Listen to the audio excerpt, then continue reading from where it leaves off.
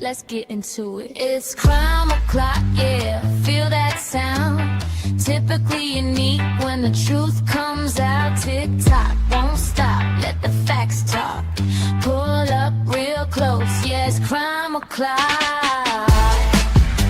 Clock, clock, yeah.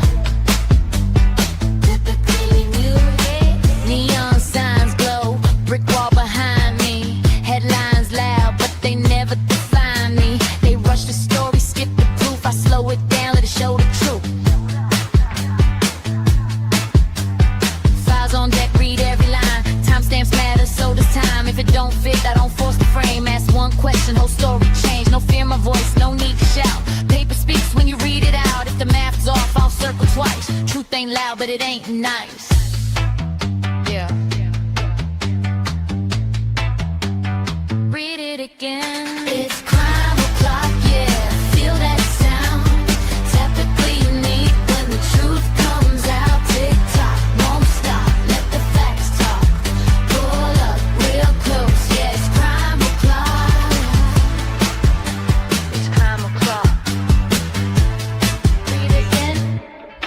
They sell a narrative if I sell receipts. Courtroom quiet, but the pages speak. Word for word, no added spin. Let it stand, yeah. Let that sink in. Screenshot save, timeline's tight. Missing pieces keep me up at night. If they say you're late, did I say why? If they say case closed, I say try. No rush here, we do it right.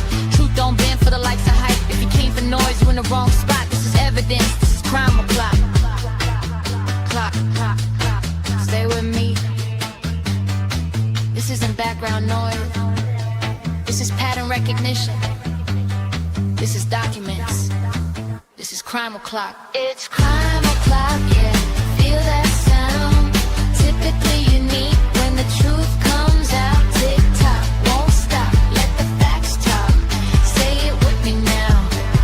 Crime o'clock. It's crime o'clock. Typically unique. It's crime o'clock. Yeah. If you're here, you're early. If you're listening, you're paying attention. Show starts now.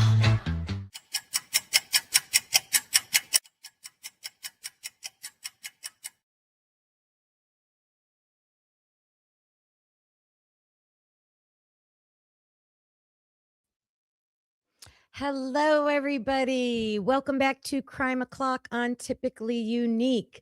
It is so nice to see a good handful of you already in here, ready to clock in. You guys are clocking in before me even. I appreciate that so much. Hey, Mike. Hi, Ro, Beach Babe, Megastar. Hi, Sammy T. How are ya? Hi, Blue Devil. It's Crime O'Clock. I know I was racing to get down here. Deb. Hello, Deb. I hope you guys are having a great day. It is my hair sticking up? A rainy day here in Ohio. And we're going to talk about Ohio for a second. Ice Empress. Hello, hello. Yeah, happy Monday. Happy Monday, everybody. All right. Did you guys hear? No problem, Meg. See you when you get back. Did you guys? I know everybody heard about the Bigfoot sightings that were in Ohio. So that was what, a couple weeks ago? I can't tell if that's lipstick smeared or not. I'm using you guys as a mirror. But about a week or two after everybody was talking about the Bigfoot sightings, this happened. Oh my goodness. Some of you know what I'm going to show.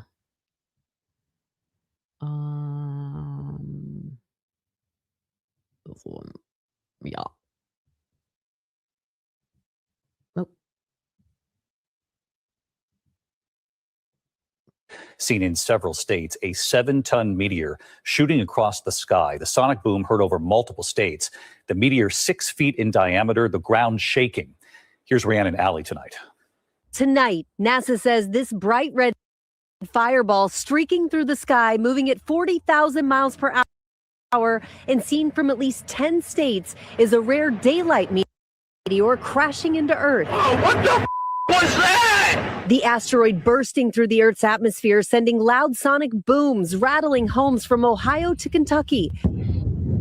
The blast so powerful it shook the ground, the rumbling registering on a seismograph. It was just like a boom, like that.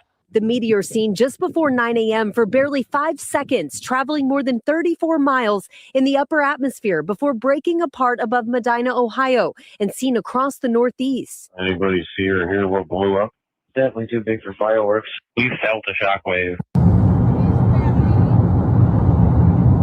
Oh, yeah. It's totally just something falling. And I don't know what it is. I lost it.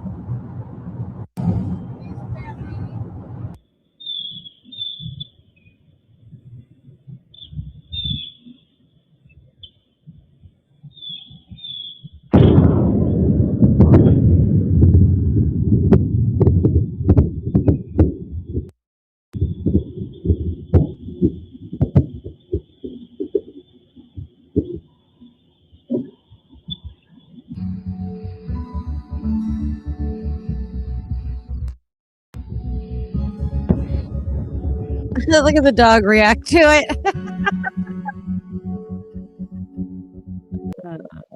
All right. That one off. Yeah.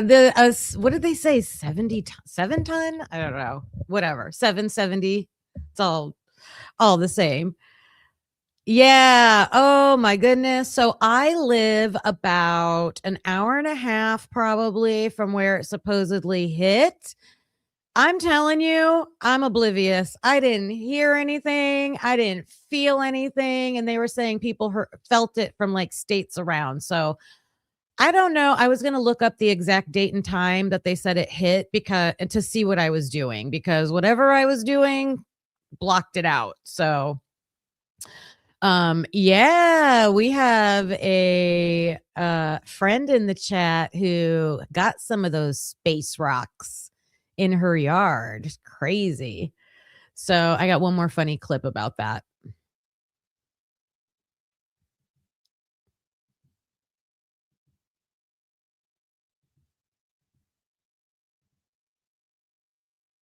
People say that the meteorite fragments that they found had like scales on them that would. Wait a minute. It's all alleged and for educational and entertainment purposes only. The conspiracy recap for this week. You know, I don't know. Allegedly, a meteorite crashed in Ohio. You didn't hear this? No, I've been. Okay, so a meteorite apparently, allegedly crashed in Ohio. Now, here is what is interesting. Either six to 8 sightings of Bigfoot or Sasquatches that were spotted in multiple areas, but in the same area in Ohio. Okay, like I believe they were moving southeast. The meteorite hit northeast of Ohio, but I guess like there are claims that they were all like moving in the same direction. And then, okay, so some people are saying it was not a meteorite. Some say so UFO possibly. Okay, UFO. We don't know. Some people say that the meteorite fragments that they found had like scales on them that would kind of look like dragon scales. Dragons are coming back. Do you think that this is like the veil is lifting? Like we are starting to see into a different. All right. So yeah, everybody's going to speculate about that. And my microphone's driving me crazy because it won't stay still. I don't know what I need to do with this thing. All right. So yeah, Lucy, did they have dragon scales on them? That's funny. Of course. I wish I could. I'm going to go look. You never know. Those rocks could be anywhere. I'm going to have to start exploring outside to look, but I'm telling you, I didn't see or hear anything. All right. That's Ohio news. Big meteor. All right, one more funny thing to kick us off.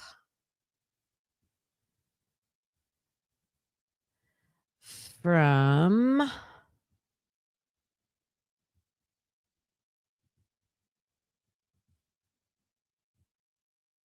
this is actual footage from Afroman's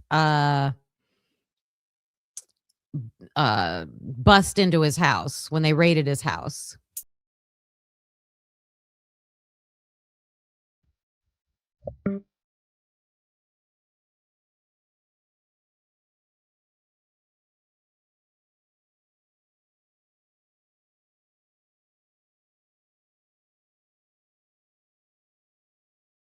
Enjoy it now because I'll have to remove the song later after this live ends.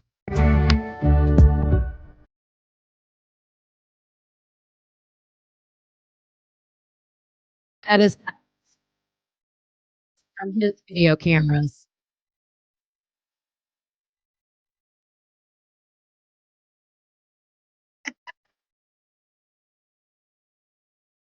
And bust through the door.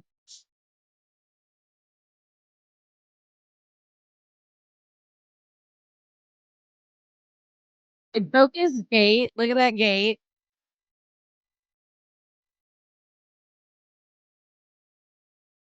Okay. Okay. I didn't know there was it's sitting on the counter there. Look at the cake counter.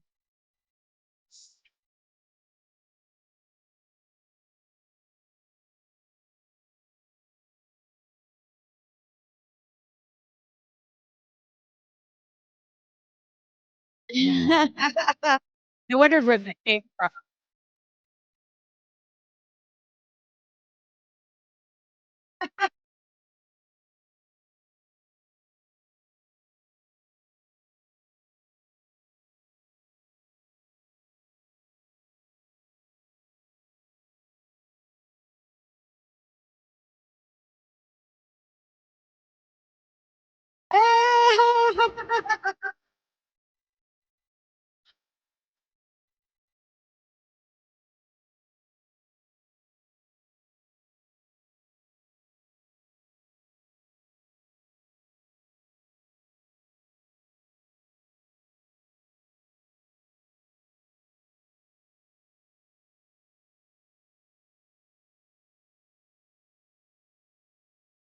Uh, warrants need to be specific. Do you guys think that they had search his clothes on this on the search warrant? I mean, maybe if they were looking for drugs, but the color of the walls, yeah.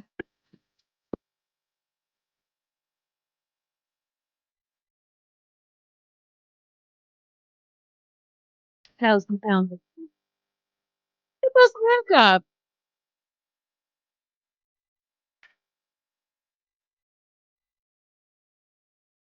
Okay.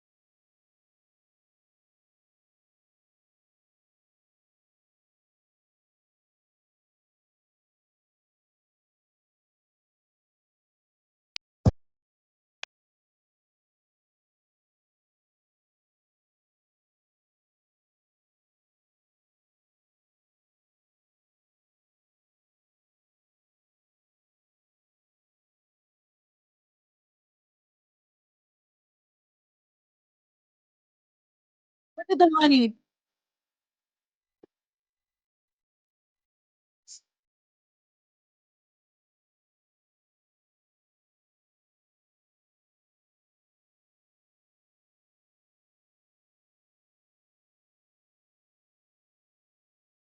That was hilarious. You're stealing my work hard every day, pay taxes money.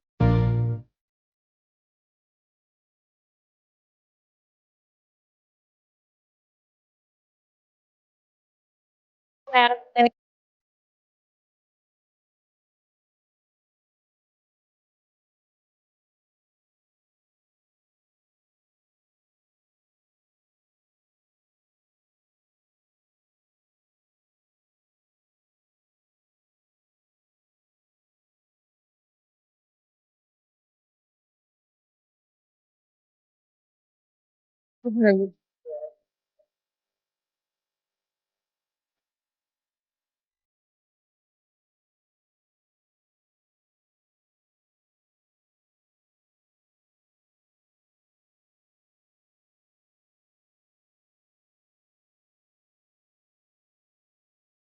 I'm telling you guys, I've never seen a door lock like we have at our public schools, like my school that I worked at.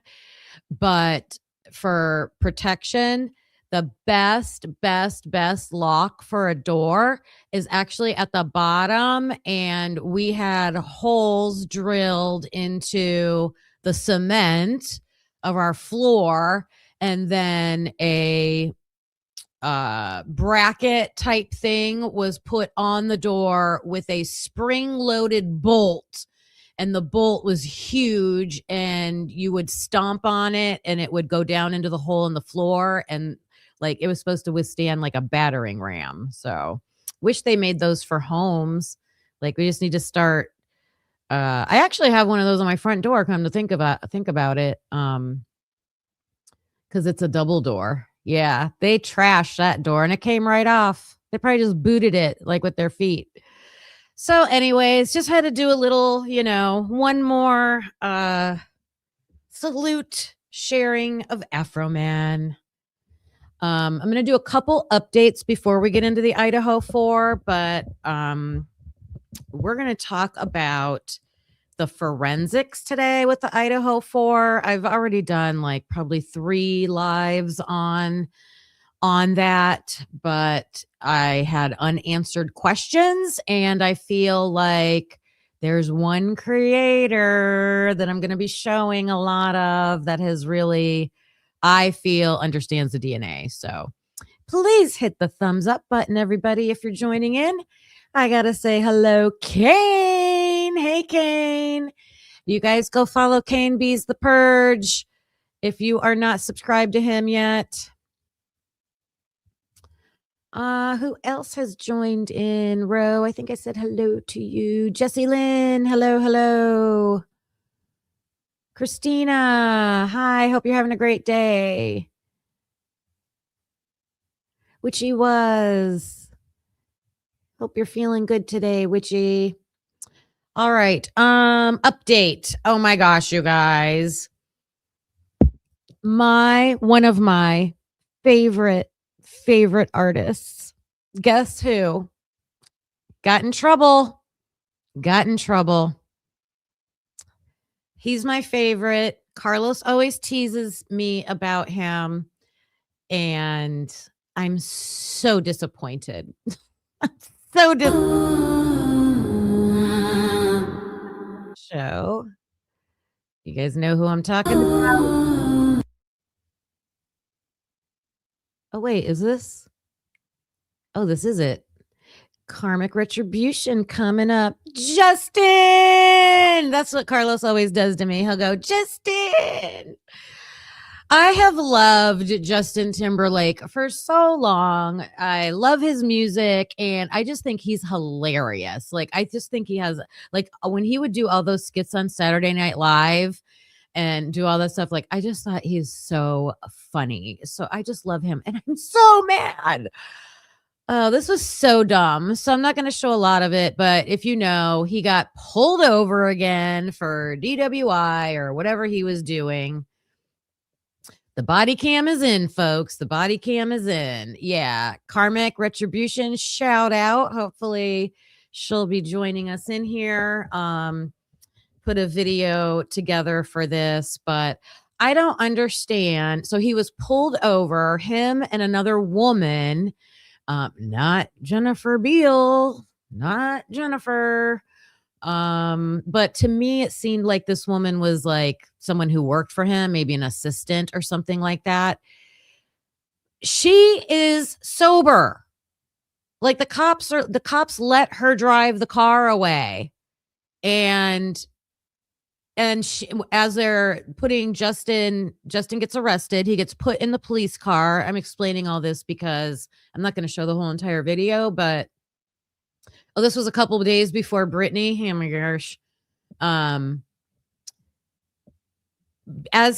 he's in the car, she's like begging the cops, like, please just let me drive him home. Hello, why didn't you do that to begin with? Why was he driving if you had a complete sober driver in the passenger seat? Like, I know he probably insisted, she didn't want to fight him, blah, blah, blah. But I mean, hey, F around and find out, right? He did it. Do the crime, do the time, I guess. So let's look a little bit at this. Oh, here's. You said you'd never be that guy.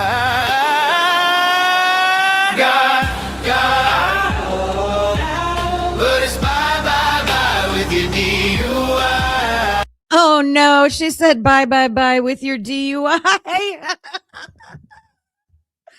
That's a good one. That's a good one. And when they were asking him to do the test, he was like, those tests are hard.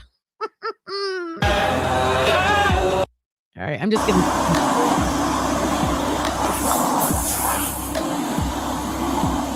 Look how little he looks.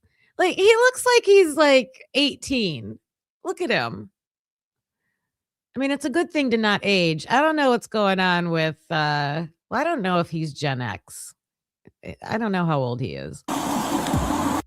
Nice straight line, okay? So what I'm gonna have you do, put your left foot on this imaginary line.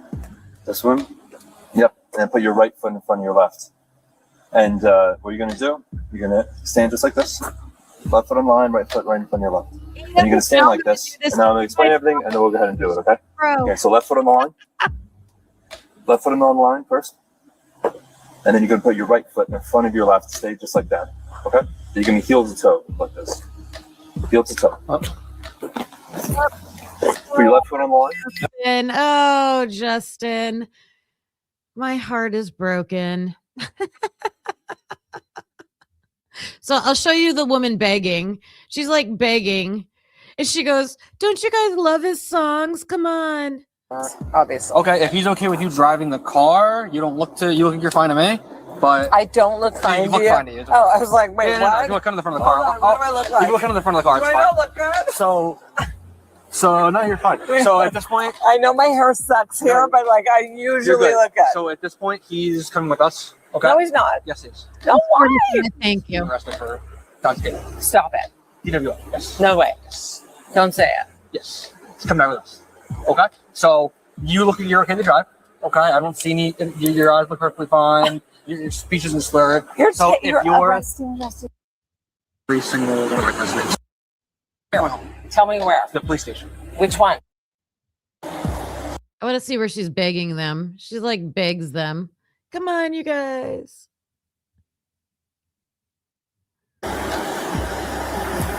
What's happening? We have to make sure that your friend here is okay to drive. Can I just drive? Well, he was already operating a vehicle, so we need to make sure that he's okay. He wasn't operating the vehicle under any kind of impairment. Got it. That's all. If he's all good. Can I charge my phone? Is that okay? Yeah, you can go into the vehicle. That's perfect. Okay, thank you. Yeah, it's fine. Oh, well, I don't know where it's at, but I'm done with that. Shame, shame, Justin. Shame, shame. Okay. Do you guys know who that woman was? Like, is this scandalous? Is this an affair caught on camera? I know Wade Bird. I love him. I don't know who she is. I mean, to me, she was kind of acting like, I just assumed maybe an assistant, but Who knows? Who knows? I'll have to like look into that. I'm sure it's all figured out by now. You know the internet. I was going to do a Nancy Guthrie update, but I fear that there's nothing really super important about that. And I didn't watch the whole thing, so I'm going to put that on the back burner. The only update was that Brian Enton has a video out where the sheriff gave interviews, I guess extended interviews to some of the news stations, and just kind of was trying to defend himself and explain. They were really ragging on him about the investigation. So he was getting raked over the coals and he was just trying to explain himself. So I don't know if there's any bombshells with his answers. If you've already watched it, you can let me know in the chat. Yay, Beach Babe! That is amazing. You officially submitted your retirement application for November 7th. Oh, you're going to be freaking out probably up until then, like making sure you do all the right paperwork and all that kind of stuff is like nerve-wracking. But once it's over with, you are just going to be like a million tons of weight off of you. I got to get Carlos retired. Come on, you guys. I gotta get YouTube to help me. Instead of like free Carlos. Well, maybe it is free Carlos. No, congratulations, Beach Babe. That is a huge milestone. A huge milestone. I was so nervous about it and so unsure about it. And I have not, especially because I loved my job. I did for a long time. At the end, I was like done. If that wouldn't have happened, if I was still loving my job, I think it would have been different. I'd probably be substituting right now, but it was so awful. I'm like, I haven't looked back. Mike. Mike's going to turn his in if he gets one more bitchy call. That's funny. How about robes? How about robes, Mike?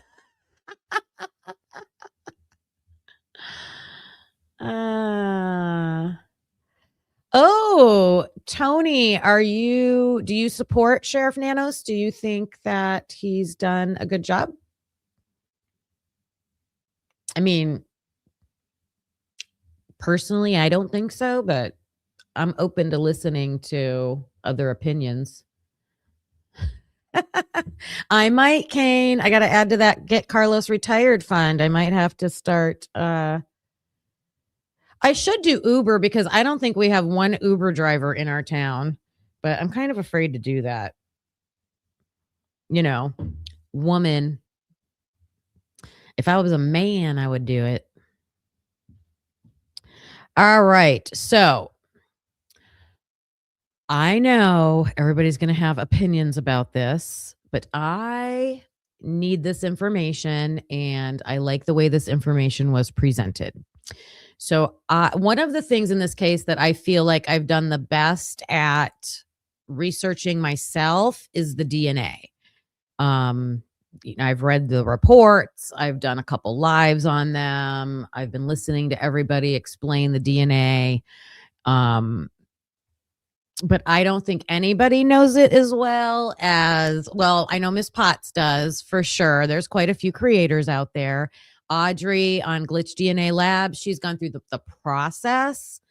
And by going through the process, she speaks about all the DNA items in the Idaho 4 case. But I am going to use Jay Embry's videos, clips of his videos today, because he's got the item numbers. He's got what the reports say. He's got locations in the house. Like, it's just all in, these clips. So the other thing we're going to look at is the second part of the Asget Industries false narrative video. I'm saying that with my opinions only, but to me, that's what it seems like based on the evidence in the reports. So I don't think that's a crazy statement to make. We'll say it's alleged. We'll say it's an alleged false video, but we're going to start off with looking at her video. And who do we have here? We got a new peep in the house, you guys. It's Beth. Let me see that name. Casisia. I hope I said that right. Hello, Beth. Welcome to the Unique Peeps. So glad to have you. Everybody say hi to Beth. Welcome her in. I appreciate you. Thank you. Thank you. Thank you. Thank you. Thank you. Thank you. Thank you. Thank you for the support. Thank you. Thank you. I love that little peep guy. All right. Thanks for that and welcome in. Okay. Yeah, we're going to look at Asget's video. Her video is based on insider information, allegedly. She made this video for the Dateline episode that contained the leaked information, and therefore it is not available anymore, I don't believe. I think they had to take that baby down. There's also supposed to be an investigation going on into the leaked information. It's quite interesting that we haven't heard anything about that. I think we should really start bothering the heck out of them. What's going on with that investigation? Oh no, Tomboy has the YouTube flu. No.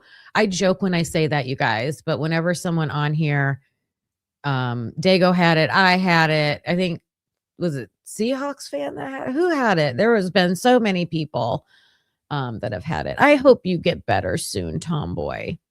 That's not fun. Yes, Meanie, we are going to watch part 2 right now. I know we watched part 1 a while ago, so we're going to watch part 2 of Asget Industries video, and she is going to show how the mainstream narrative from the prosecutors say that Xana and Ethan were killed. So let me pull that up right now.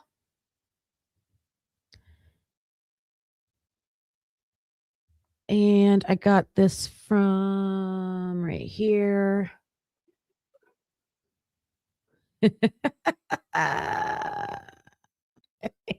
Yeah. Someone warned Lucy that this is what I'm showing.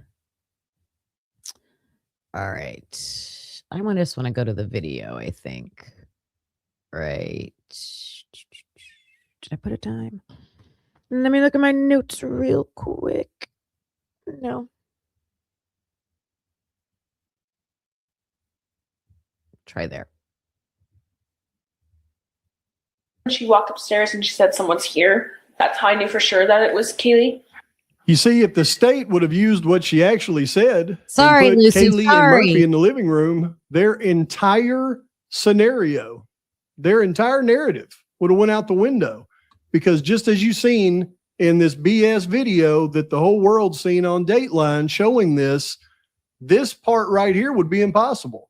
Koberger coming through the back door and going up the stairs to attack Maddie would be impossible if Kaylee and Murphy was in the living room.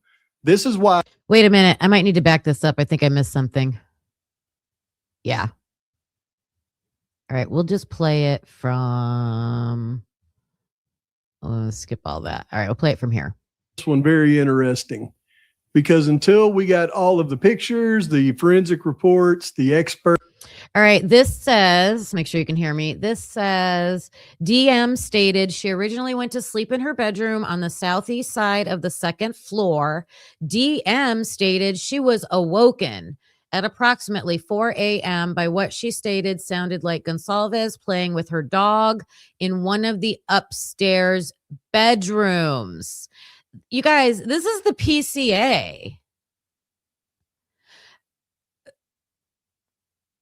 Dylan never said that in any of her interviews. She did not say that Kaylee was playing with her dog in one of the upstairs bedrooms, which were located on the 3rd floor. She said Kaylee was playing with her dog in the living room. So, in my opinion, I think allegedly this could be grounds for an appeal. A short time later, DM said she heard who. Now, here's the important thing about the appeal process. And I did a whole video live about the Hunter versus the United States Supreme Court ruling. The arguments were heard a few weeks ago, and we should get a decision in June or July. End of June, beginning of July is when they're expecting it to come out. If they rule in favor of Hunter, then people who want to appeal would have more options to appeal. Right now, there's only 2 options. And every time I bring this up, I forget what the 2 are. It's ineffective assistance of counsel and what's the other one? I can never remember the other one. They're like 2 basic things. Hunter wants to bring up other more specific issues that have to do with I wasn't prepared to talk about this today. Misconduct. Basically like misconduct, okay? So this allegedly could be a form of misconduct, right? Or miscarriage of justice is the official title of it. Putting false information into a PCA? I would think so. Okay, so that's the important part. In the PCA, it says Kaylee was playing with her dog in the upstairs bedroom on the 3rd floor. No. Disclosures to be able to determine what the likely scenario truly was. There's no way that we could have really gone through and do what I'm about to show you in this video. But the first thing I'm going to show you is just how important the state ignoring what Dylan actually said in her statements and changing it to what you see right here in the probable cause affidavit. You're going to see firsthand how impactful this little bitty move that they made was. And it said, if you remember originally, that Dylan stated she was awoken at approximately 4 a.m. by what she stated sounded like Gonsalves playing with her dog in one of the upstairs, dancing to one of the upstairs. Kaylee and Murphy went upstairs, said someone's here, and then ran downstairs. We now see the forensic evidence actually lines up with that. So why did the state change it? And I'm going to show you right now why they changed it. Okay, so that's the main point here. Dylan, in all of her interviews, says Kaylee was playing. Well, I don't know if she says it in every single one of her interviews, but whenever she does say it, she says she heard Kaylee in the living room run upstairs, scream someone's here, run back downstairs. That's the evidence. That's the witness statement that we have. That's all they have to go on besides the blood evidence. And that's what Jay Embry is doing here, is he's connecting these 2 statements that contradict each other. Which one matches the blood evidence in the house? And spoiler alert, it's not the PCA. So let's look at why. And this is the best way that I can show it to you. We know that the thing that likely pushed the defense team into the early plea was the Dateline special with all the new leaked information. But included in this special was a young lady's animation of what they believe took place that solidified Brian Koberger being the assailant in so many people's minds. So, Tony, it's interesting that you say that. I'm more focused on why I think it happened. I'm more flexible on who. But there is a piece of evidence tied to Jack D's house that we're going to be talking about at the end of this. And I'm going to show one of my old episode that I did on it because it's a mystery. Now that we have all of the real information and we can verify what's real and what isn't, let me show you how egregious this whole thing really was. And I'll show you in no uncertain terms why they did not want Kaylee and Murphy in that living room. At approximately 4:13 a.m., he begins to make entry. And you guys are totally welcome to put opinions in the comments. That doesn't bother me. Just don't go overboard with shaming or name calling and stuff like that to other creators. And I'm using this just for the information. I know that Pavarotti can give his very strong opinions and things like that. That's his personality. I just let that be. Let's just focus on the information here. But yeah, feel free to comment. As he steps in, he takes a minute to make sure everything is quiet and that nobody is truly up. He walks to the entrance of the living room and looks around. He continues to be cautious and stands there listening. Okay, so right there, I don't even know what evidence they would have to even suggest he walked over towards the living room to peek in. If he did, that would be probably more noticeable by Kaylee if she's in the living room, and he would have heard her because remember, music was playing and she's singing.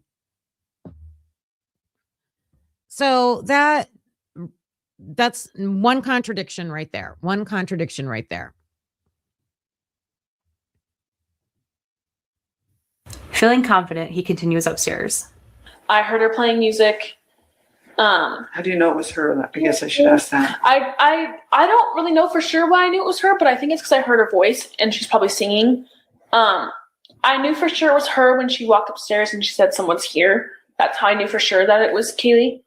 You see, if the state would have used what she actually said and put Kaylee and Murphy in the living room, their entire scenario, their entire narrative would have went out the window.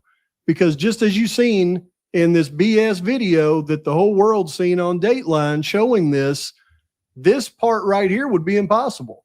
Koberger coming through the back door and going up the stairs to attack Maddie would be impossible if Kaylee and Murphy was in the living room.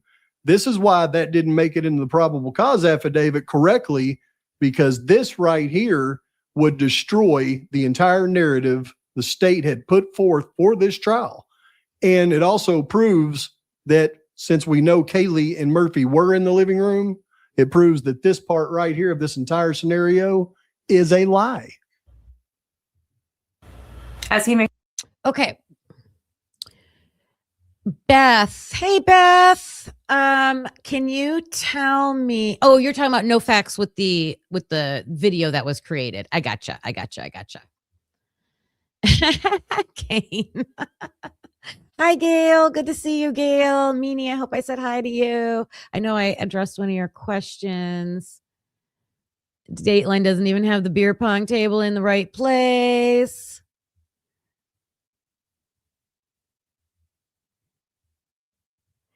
I've said before too, I respect her work, to be able to even create this is amazing, but it's not her fault. Someone gave her false information. She's not the investigator. She's the video creator. So she's trusting they're not giving her false information. Right. So I can't blame her. makes his way to Maddie's room. The time is about 4:14. Meanwhile, 2 minutes later, Xana takes a break from TikTok and walks into the kitchen. Evidence shows her activity on the app stopped at 4:16. This is completely made up. And for one thing, the probable cause affidavit said the activity on the app stopped at 4:12, but making up her walking into the kitchen was totally made up. And it certainly doesn't match the physical evidence. There's no physical evidence that Xana ever went beyond the threshold of her door once this started. Not to mention the plate of food she was eating is in her bedroom, and her phone was found on the floor in her bedroom, according to the state in their exhibit list. So he's making it seem like the state wants Xana out of her room, and the person who made this video, the information she got, told her that Xana left her room at 4:14 or 4:16, sorry, and that's when her TikTok had stopped. And Pav is saying that the reports show that her TikTok stopped at 4:12. So again, another piece of information used to make this video that is not matching up. Why do they want Xana out of the room? Now, initially, in the forensic reports, I believe there was blood that they said was on the bar cart that was supposed to be Xana's, I think. But then remember, all the numbers of the items that were tested got messed up by Detective Payne, I believe. He renumbered them. So I know there was a mix up there. And then I think that stain got turned to Kaylee. And it's my understanding now that all of the blood in the living room is mostly all Kaylee's. I think Ethan has a stain out there too, or there's some mixed with Maddie and Kaylee together. But none of Xana's is in the living room now, which is different than what we were first reported. So why do they want, if none of Xana's blood is outside of her bedroom, why do they want Xana out of her bedroom? What do you guys think? Hi, Kathy's Indie Zone. Hello, hello.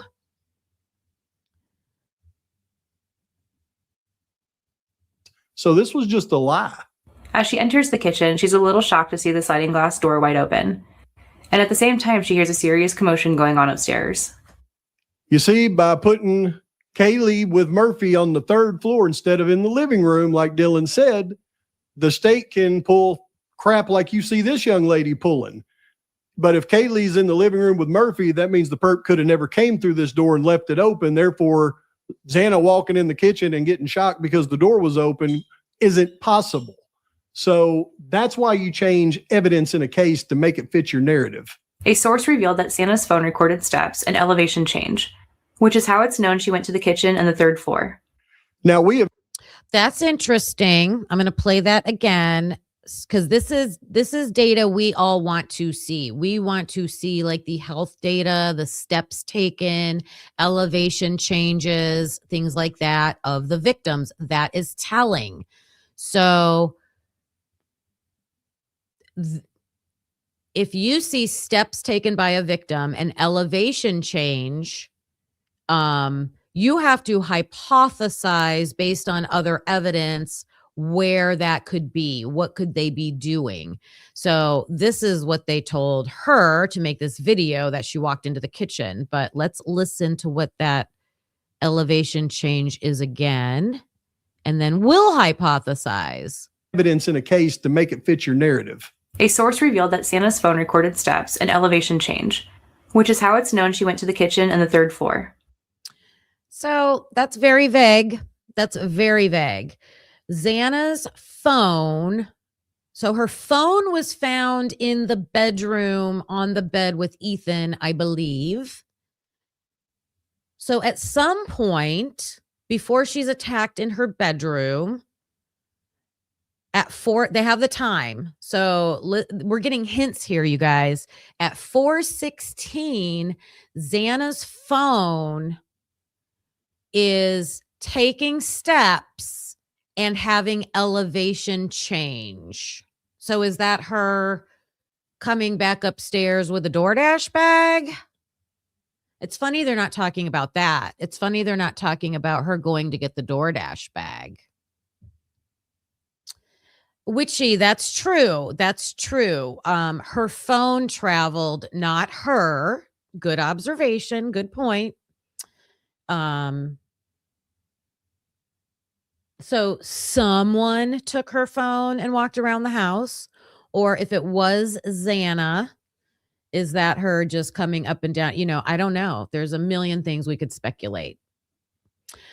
If she was out of that room, though, there's none of her blood anywhere in the house that we know of. It's not in any of the reports. Now, we have never seen any information regarding any step information from any of the victims' phones whatsoever. And if they do have that information, I'm going to be very excited to see it.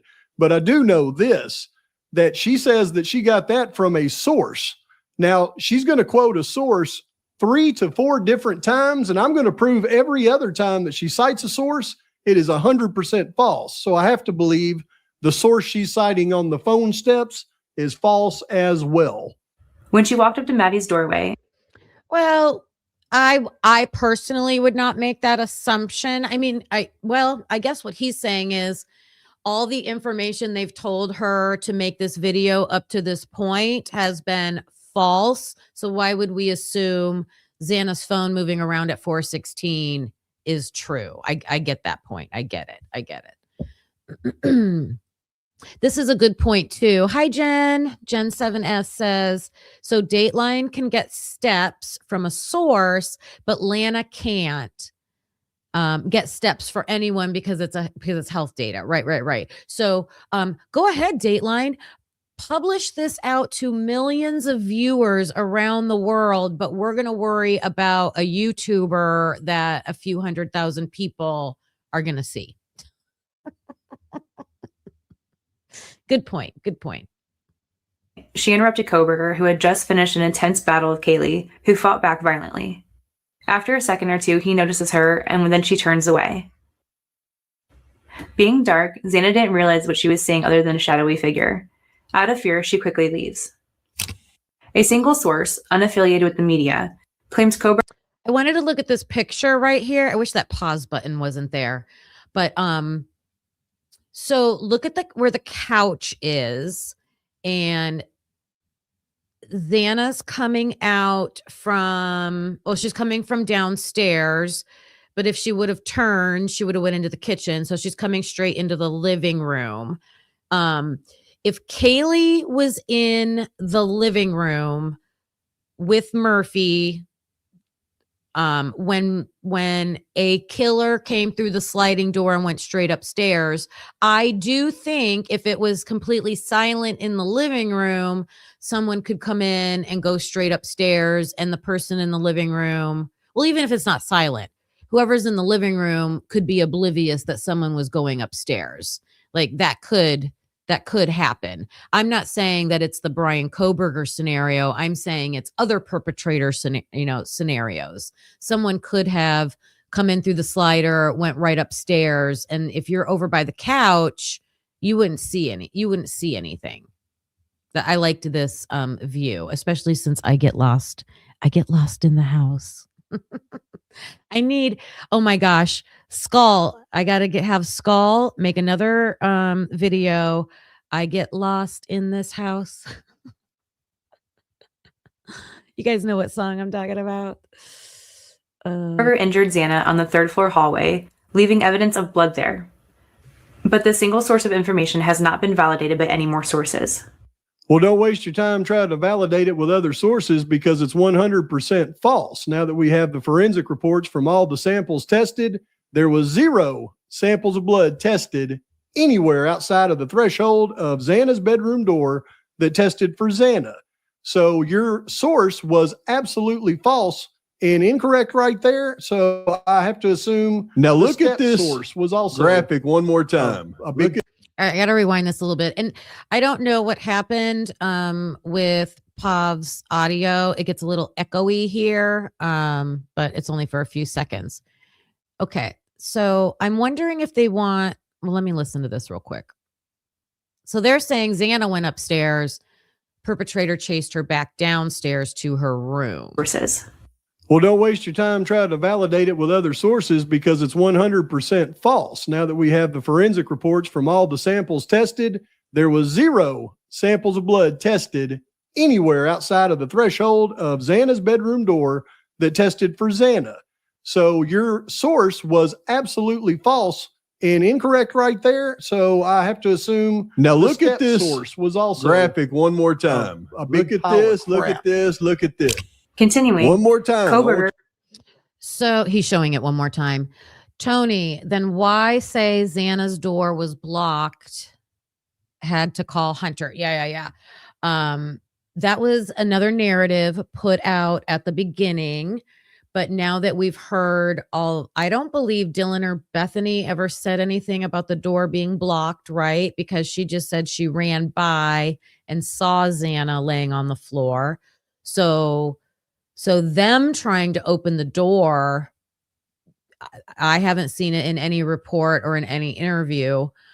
I do have a video clip. I don't know if I have it lined up for today, but there is a video clip where Kaylee's dad speaks about, because he met with Hunter and Hunter spoke to him and explained that whole situation, and it didn't seem as clear cut as what we were told. Like, it was more like, it was phrased more like, did he have a hard time getting into the room, which is kind of like vague. So I don't think that narrative that we heard at the beginning, that like the door, like someone was laying in front of the door and you couldn't get it open, I don't know if that's true or not. Not sure. Without really get thinking. this part in Pursues her your all the way to mind. her. And I say not sure because Xana was close to the door, but it didn't look like she would have blocked the door. Let me know what you guys think. room, not realizing he had dropped. And then how do you account for the cast off found between the first and second floor, like you see right here on the wall? How does that scenario account for cast off between the first and second floor found here? How does it account for? I got to look up these numbers of these items. So what Jay Embry is questioning here is if the narrative by the prosecution is that one perpetrator went up the stairs unnoticed to Maddie and Kaylee's room and killed them, and then walked down the steps, then chased Xana down the steps into her room without striking her, because none of her blood is anywhere in the house. Nothing happened to Xana until she got to her room. Then where are these? This is cast off. And can cast off be just from the knife already having blood on it and it gets flung? Or does it have to be, I don't know how that works. Or does it have to be from striking a victim and then blood coming out? I'm not sure. Let me see what you guys are saying. A good point, Jen. There are also multiple swipe marks that were never even matched to victims. It's just listed presumptive for blood. Yeah, presumptive test for blood. Yep.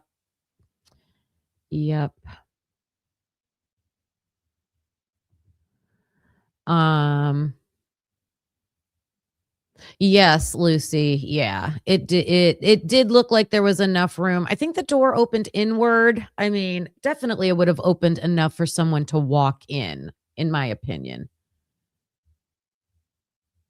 See, this is what I'm talking about. Like, could all that be just from the knife flying around? I don't know.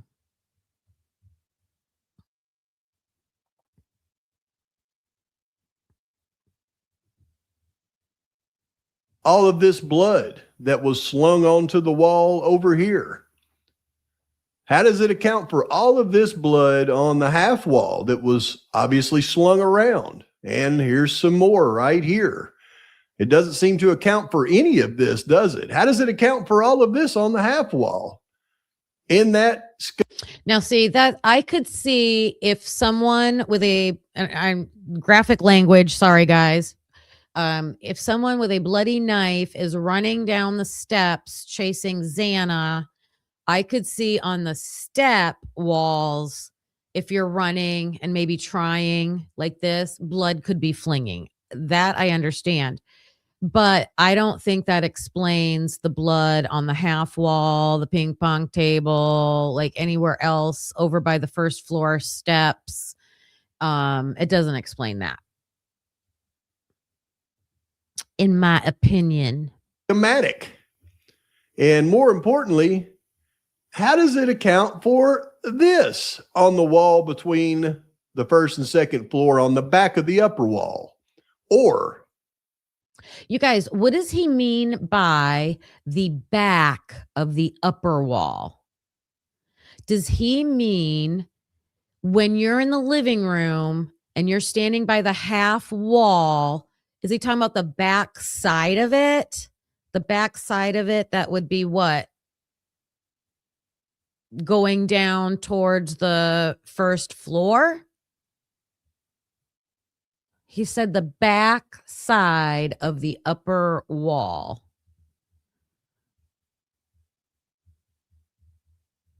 The back of the second floor steps. Okay.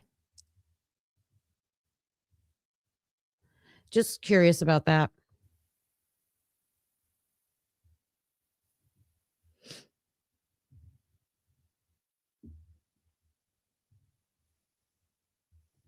you see, unless you've done the work yourself, then you wouldn't even. All right. I wanted to look at these pictures. Now, I don't know how well you guys, I guess that's as big as I'm going to get it.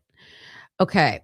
So this answers my question, you guys. This answers my question. Thank you for this little diagram here. All right. The text on here says 2 samples were tested on the stairway that resulted in matches to 90-10 Kaylee with minor Maddie. So 90% of those stains was Kaylee and 10% was Maddie. 1 tested to unknown male, that's male B, under the railing. So I don't know if you can see my cursor right here. So under the railing right here is unknown male B.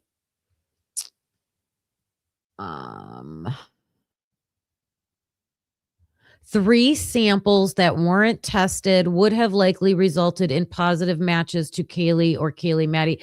I mean, that's a huge speculation. You can't say who.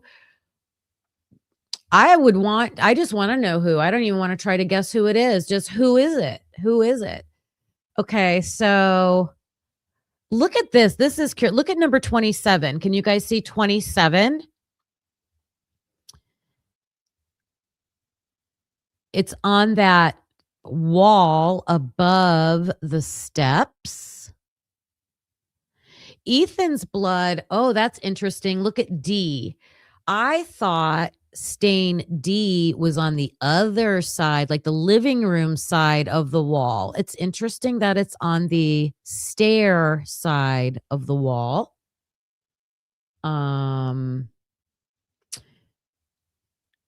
23 and 24. 23 and 24 on the wall next to the hand railing. That's Maddie and Kaylee mixed. Does he have C on here? Get out of here. Where is C? Oh my gosh, you guys.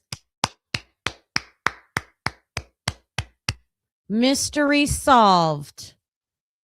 So, I mean, I don't know. I need to look into this. Oh, no, wait. He's just saying C, not unknown male C. Never mind. I have a mission to find out about unknown male C. But this is just letter C. I got confused. It's just letter C. All right. And then over on the beer pong table, we have number 39, which is all Kaylee. All Kaylee.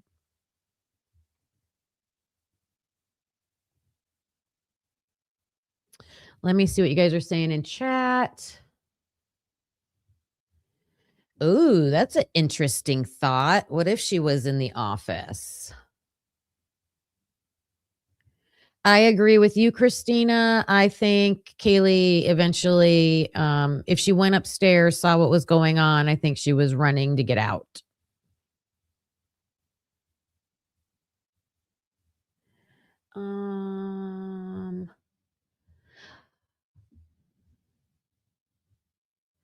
Right. So Ethan's blood is on the back wall of the half wall, but it's not mixed with anybody else, I don't think. I mean, if his blood is on a knife and the blood that is only his flies off the knife, that doesn't mean Ethan's necessarily there. It just means a bloody knife with Ethan's blood on it shot some blood over there onto the wall.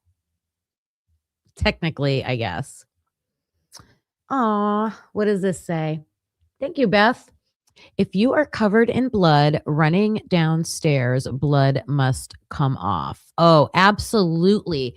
And I don't know if it's this video, but one of the videos we're going to watch today talks about how it was Bill Thompson, I believe, made the claim that the perpetrator must have sat in Xana's white furry chair that she had in her room because there's blood stains. And you can see those blood stains in the photos on the white furry chair. And just like you're saying, Beth, then to me, that means the perpetrator had blood on his clothes, right? That he would have been possibly bumping up against, things. It would have gotten his car if he was driving. Things like that. And thank you so much for that donation. Appreciate that. Clock it. So I gotta say thank you. Clock it. I appreciate that. What else are you guys saying? Bouncing downstairs. Koberger took a smoke break.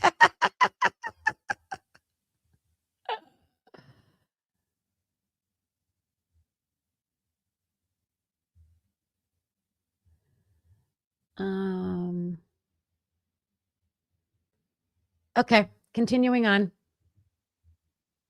No, to question what you see in that video. Because in that video, he begins the attack right inside of Xana's door where the attack actually occurred. If that's the case, how did all of this blood get slung all over the handrail, all over the wall? More importantly, how did a completely separate testing blood for just Kaylee get all over the pong table?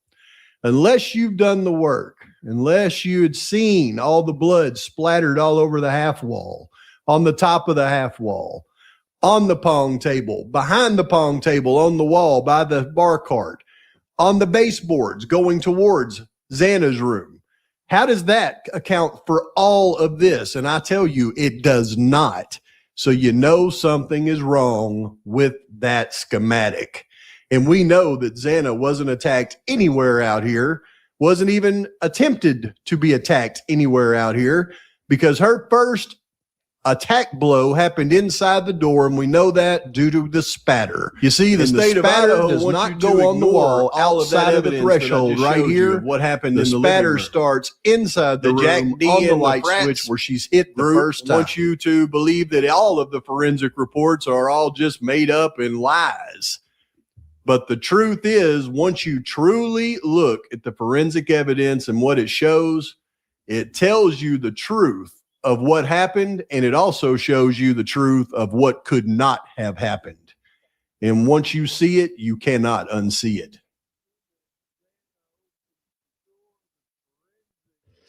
Well, with this play.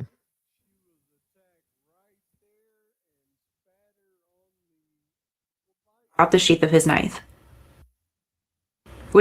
A warning that they're going to show the attack now, so be cautious of that. Let me see. Do I have a?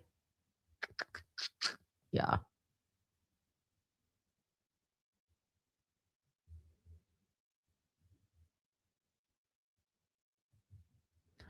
And we'll put a little. Oh, I already got it going across. Okay, here we go. He gets to the room, he attacks Xana, and the time is precisely 4:17:30. We already know that this animation is incorrect because as soon as Xana opens the door, the forensics show that she was attacked right there, and spatter on the light switch proves it. After attacking Xana, Kohberger focuses his attention on Ethan and attacks him while he slept. Afterwards, Kohberger must have sat down in a chair according to a report, which found blood smears on Xana's chair, perhaps from the exhaustion of what he had just done. Well, we know that was a lie just from the forensics, but also even the investigators in the case in an interview with the media after the plea deal said that that particular statement was absolutely ridiculous. So just another made up lie. The source also says that blood from the two roommates upstairs were found in Xana's room, showing that it was one person moving from one room to another. Then that's why when we got the forensic results, I spent so much time making sure that I went through every one and knew every single result, because I remember the Dateline episode saying that, and that was what turned a lot of people into believing it was a one-perp crime, because according to her sources, Maddie and Kaylee's blood was found in Xana's room, and it's one perpetrator because of the cross-contamination. Not one piece of anything of Maddie and Kaylee was found in Xana's room. Not one piece of Xana's anything was found outside of her room, and there was no cross-contamination even with Xana or Ethan. There was absolutely 4 perpetrators, and this entire thing was made up lies, and no wonder Kohberger took a plea deal, because they could watch this and go, my goodness, everybody's going to believe it, and it's all a lie. Kohberger sitting down was for less than 30 seconds.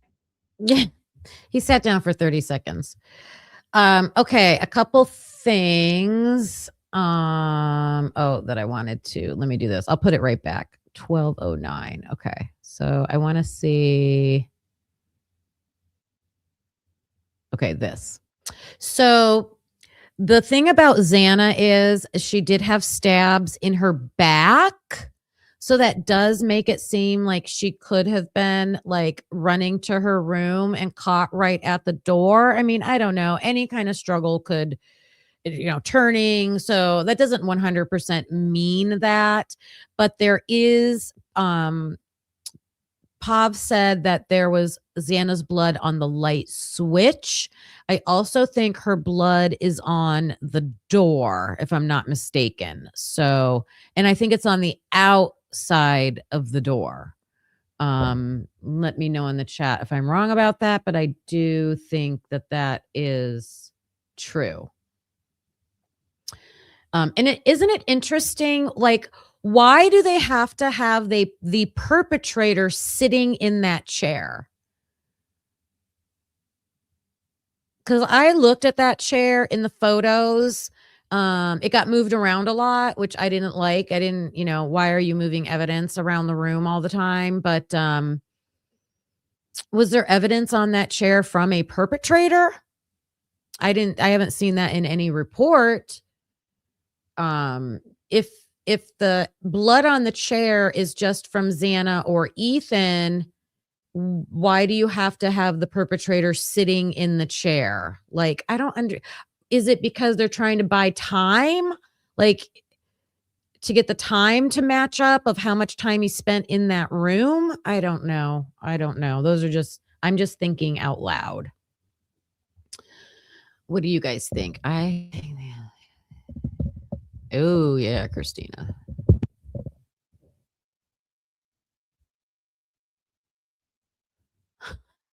Tony, you always have the funny comments. 90-second ninja.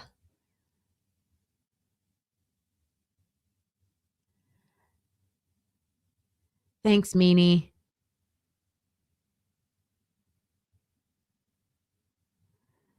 Oh, yeah, I know, Lucy.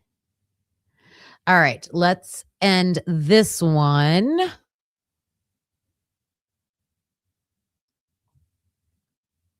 We'll watch him get up from his rest. Koberger sitting down was for less than 30 seconds.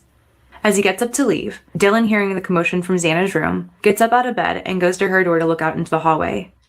She freezes and sees Koberger as he walks by and exits through the kitchen. She immediately closes and locks her door and retreats to her bed. Within 20 seconds of the encounter, she's calling and texting her roommates, but no one is responding. Yet another falsehood. We know that Dylan didn't call anybody at 4:19:07. Bethany called Dylan and said, according to her testimony in the grand jury, that she told Dylan that she thought she heard something. Dylan then hung up, made 2 phone calls to Xana and Kaylee, and then made a phone call back to Bethany where she testified in the grand jury that she said that she told.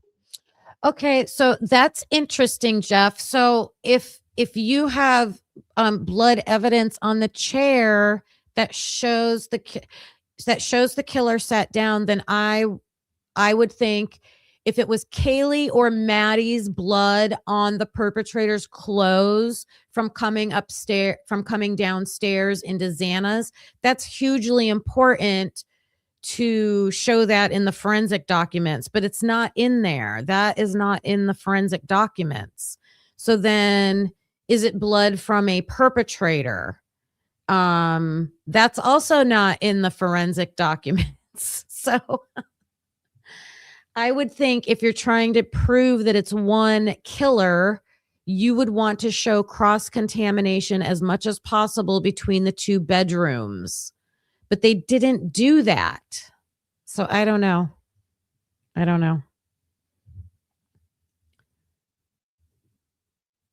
Bethany, she had seen a man in a mask, and that was at 4:20:20.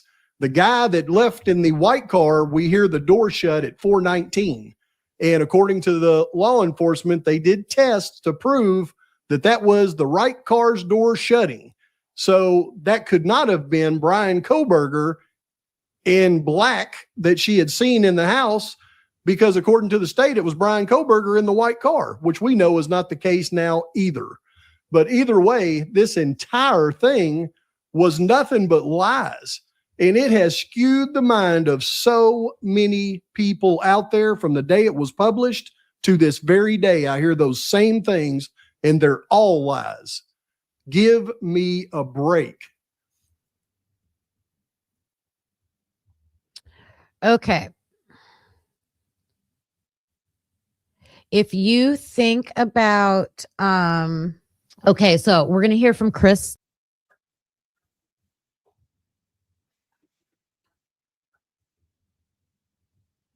Sorry about that. So we have the Dateline special that came out with all this information that was just showed as one of the things that, Brian was ready to face trial, and they were almost ready for jury selection. And then they air that Dateline special with all this information that just it's not in the forensic reports. It's just not. So Meanie, you and I are thinking the same this morning. I thought when they said that Brian Koberger sat in a chair, I was like, is there a butt print?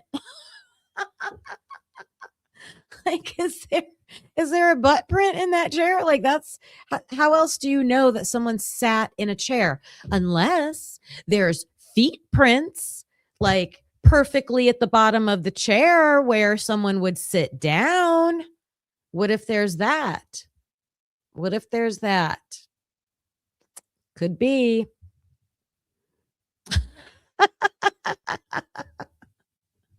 Laughing at Tony. All right. Okay. So that was Asget's rendition. So I think it's important to see what information was Dateline given. That the information that's been given out as fact doesn't match. And that's the main point. It doesn't match what's in the forensic reports. Oh my goodness. Oh my goodness. All right. I think I have a couple shorter. Let's see. I'm not sure. I can't promise. Which one is it? Special. This one. Okay.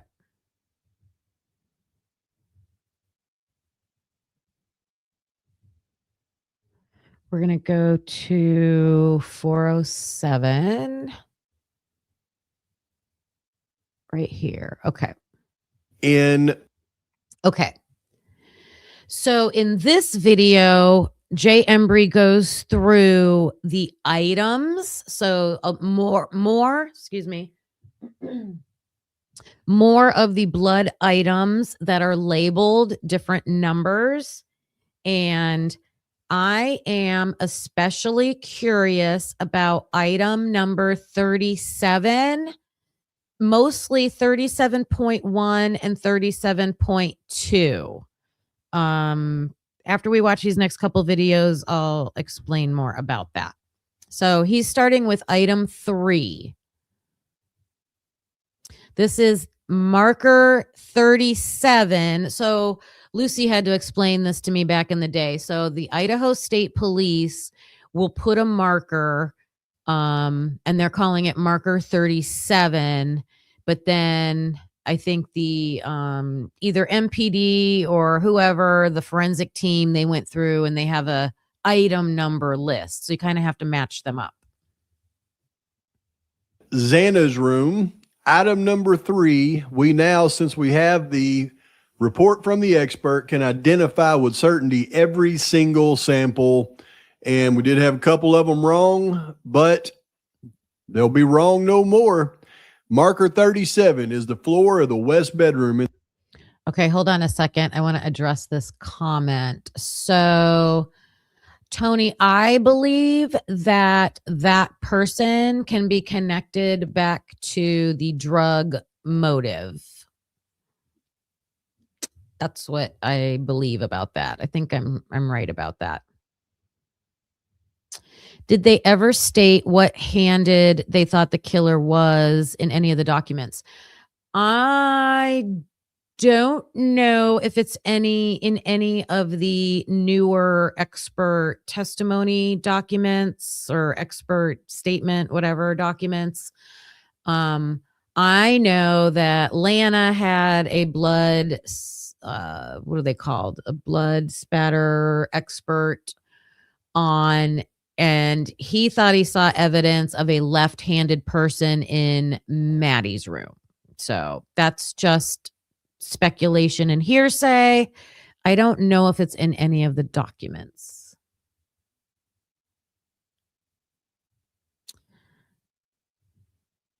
Xana's room. So now we know it's marker number 37. And now we have pictures of all the markers so we can identify them definitively. Marker 37 inside the door of Xana is this blood stain on the floor right here. You can see a close-up picture of it right here. And then here's another shot of it over here. But we clearly see exactly where it's at, number 37. And here's the evidence pretest. So they knew about this beginning in November 19th, 2022 from the F2 bedroom floor. And it's going to be located on the map right here in this position. And it's 100% Xana, no cross-contamination, single source. And they knew this on November 23rd. And this is report 7. So right here in the middle of the floor, right as you get in the bedroom. You're kind of to the left a little bit. So right here. Whoops.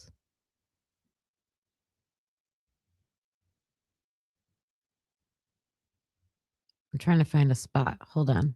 Where's it at?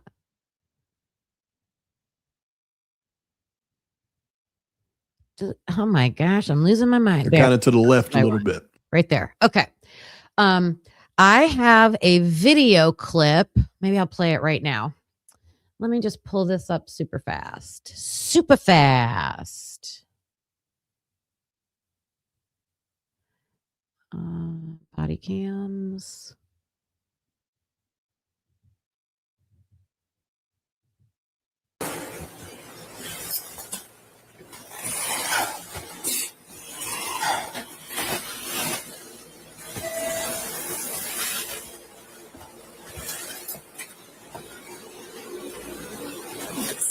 Over there.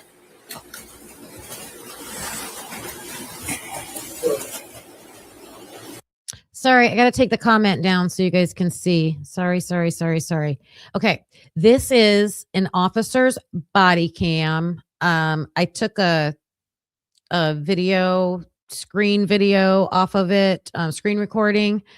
I forget whose body cam it is, but they are in the hallway outside of Xana's room. So it's black for most of the video. He's going to say, and you will see, I did put the closed captioning on. So you will see what he says on the screen. And then the black box will go away and you will see where he's at. So I'm going to start it over again.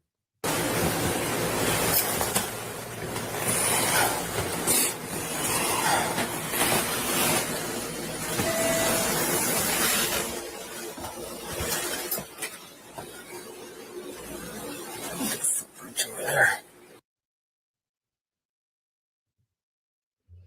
Can you guys see that? So he is outside in the hallway right by the bathroom by Xana's room. And he says footprints over there. And they're not in the room. I don't believe. You'll be able to see. I mean, I guess they could be in the room technically. I personally don't think so. But even if they were in the room, in Xana's room, and he's saying there's footprints over there, there's no documented footprints in Xana's room. There's no documented footprints in Xana's hallway. So if he saw them with his naked eye, and there's someone with him, he's not alone. So there is a witness. And when they leave, when you see the end of this video, they're going to leave this hallway and walk out into the living room. And I believe there's still, like, one of the officers will say, "Do you see any out here?" or something like that. So they really seem to be focused on footprints, but you can listen to it for yourself and see what you think.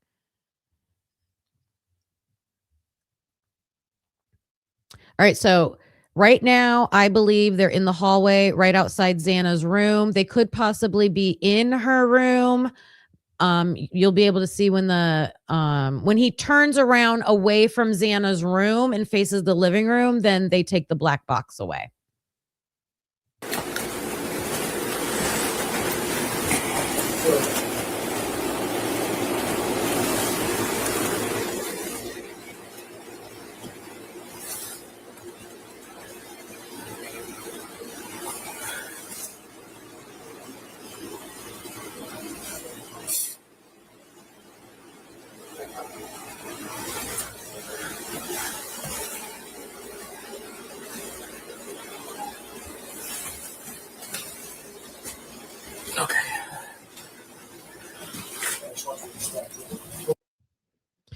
So I don't know. He was standing there for less than a minute, probably less than 30 seconds after he said footprints, probably still looking around.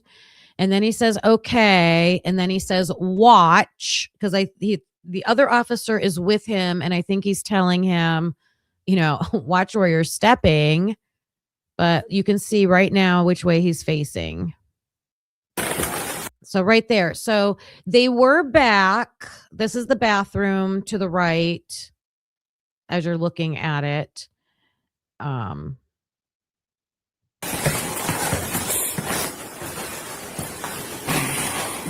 here too. Okay. Out here too. So that's what I was saying, kind of makes it, to me, that makes it seem like they're talking about footprints. They could just be talking about blood in general, but he was just talking about footprints. So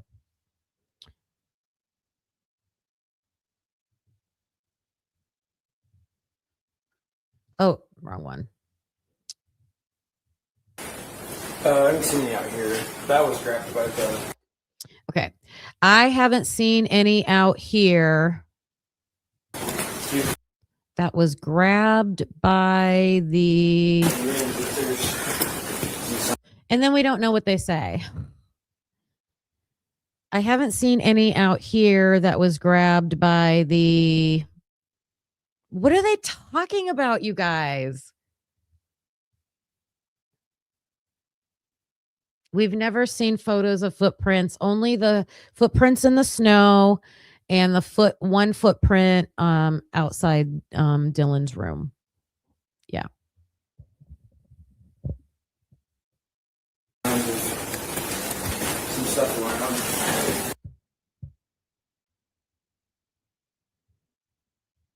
So that was important too, that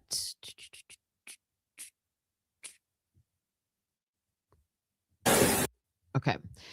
He says there's signs of some stuff around. So clearly they're seeing all these little blood cast off, and like they're just able to see that.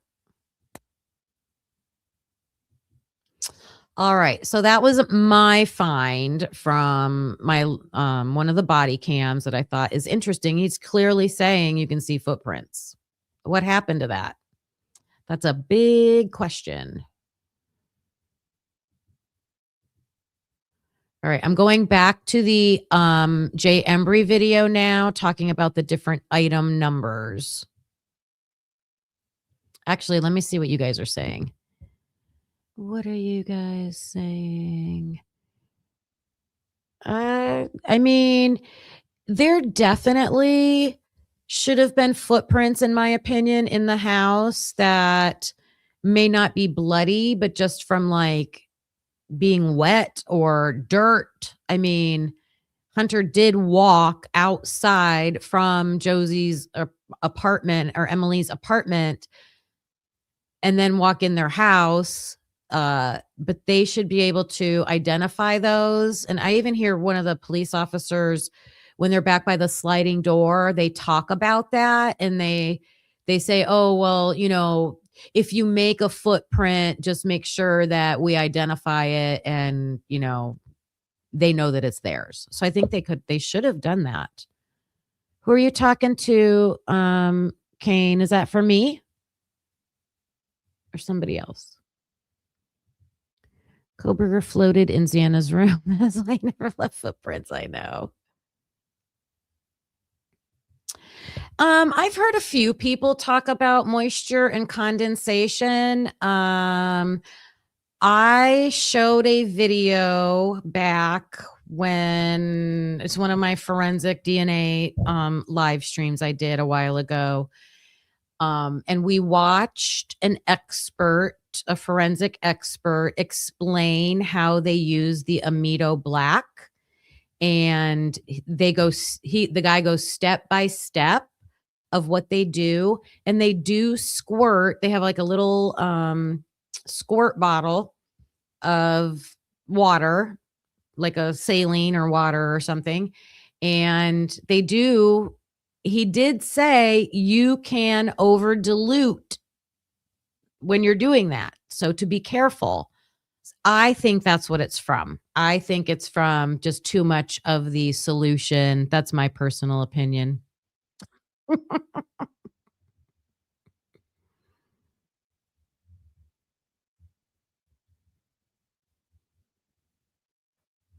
Kane, you need to get rid of a blood stain, you need oh my God, what are those things called?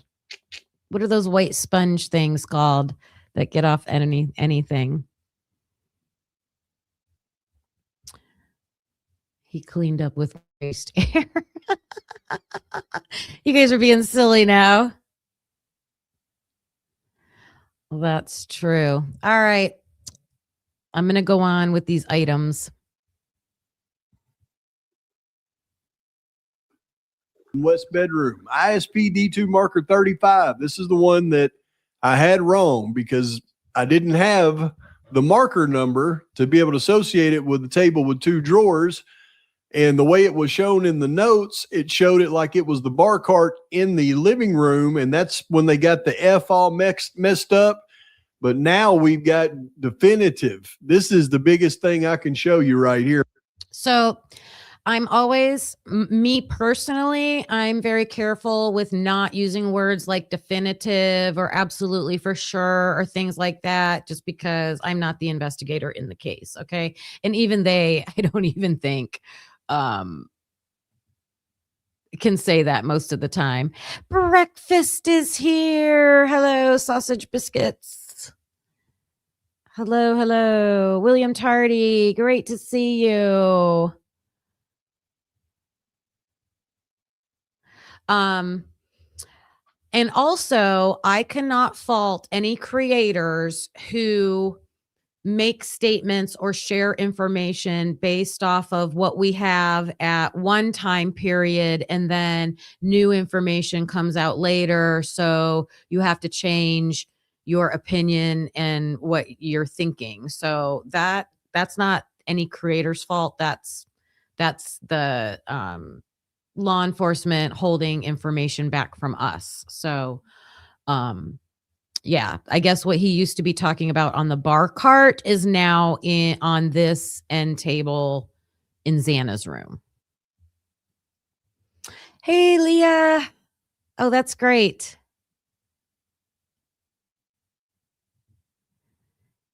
Alone. Yeah. Don't you think, sausage, that I've seen recently a lot of people talking about the fluorescent lights. What are those called? That they could have used, like blue. Is that what the Blue Star? No, Blue Star and Mito Black. They're the same thing. Luminol. Isn't luminol the stuff that lights up in the magic eraser? Thank you, CAO Kane. And Kane needs a magic eraser. For sure. All right, let's listen to this. Because with it not being the bar. Oh, look, there's the chair too. You can see the furry chair right there. I don't see any blood on it right there. Bar cart, now going through every sample, there is no evidence of any blood, period, outside of the threshold of Xana's room. Xana never left her room. All of the blood in the living room, even by the bar cart, can be attributed likely to Kaylee.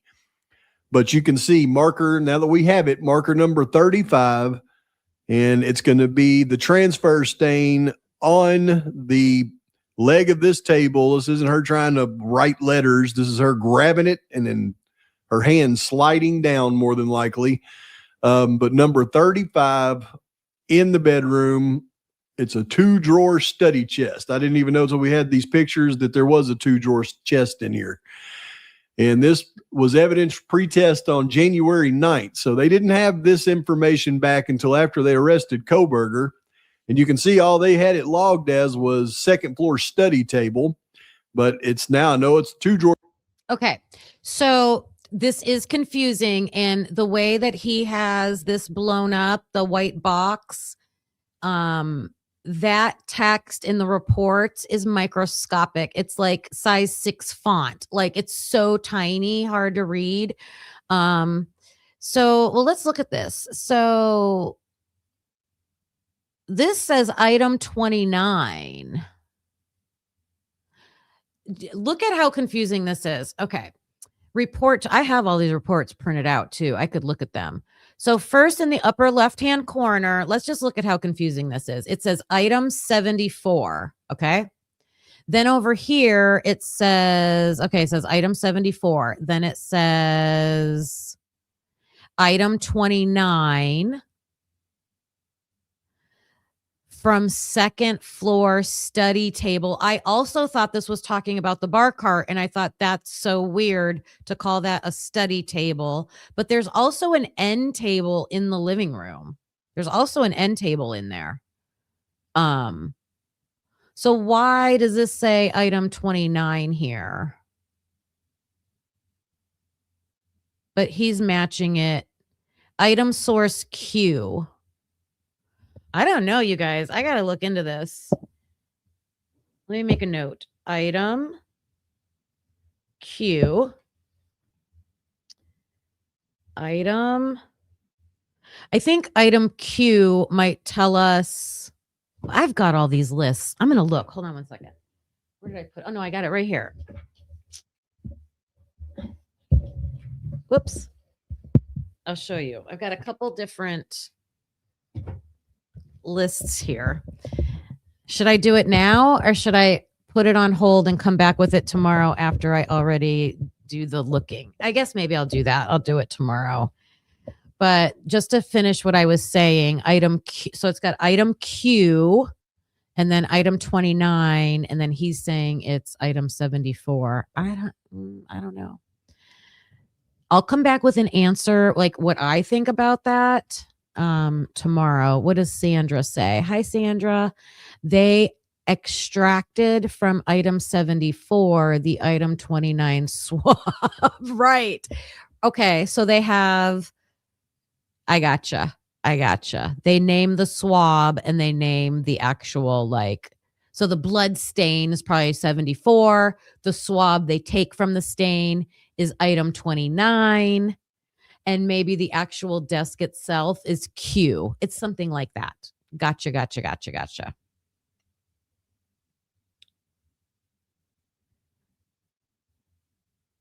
That's a good point, Jen. Luminol in the bathrooms should have been huge to see if there was like cleaning up. Yes. Agree. Study table in Xana's room.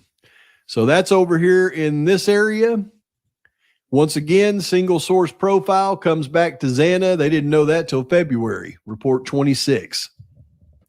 So that's going to be to the right over here. So now we've got blood verified Xana here and over here. And with the forensic report of their injuries, I've got a really good idea of exactly what took place once this door right here opened. Apparently Xana opened the door, and as soon as she opened the door, she was attacked. And I think you'll see that just in these evidence logs.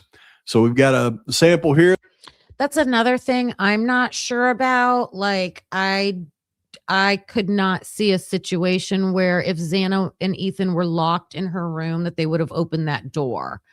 I think they would have heard too much disturbing noise. So I don't know.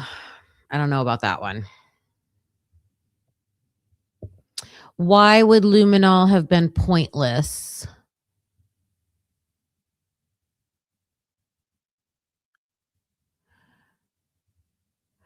I know that they did move everything into the bathroom, but I think that was at least a day later. They didn't do that on the first day, I don't believe.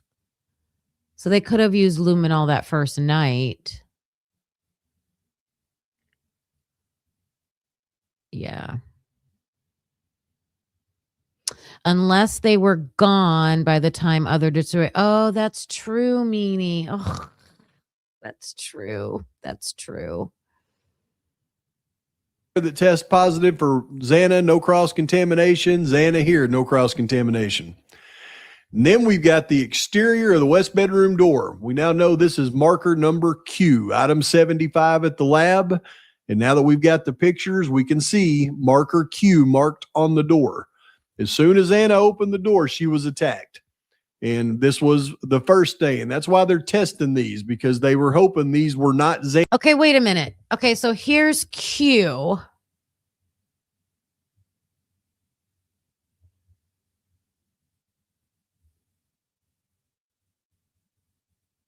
I don't know what happened with all this labeling, but it is a hot mess. It is a hot mess.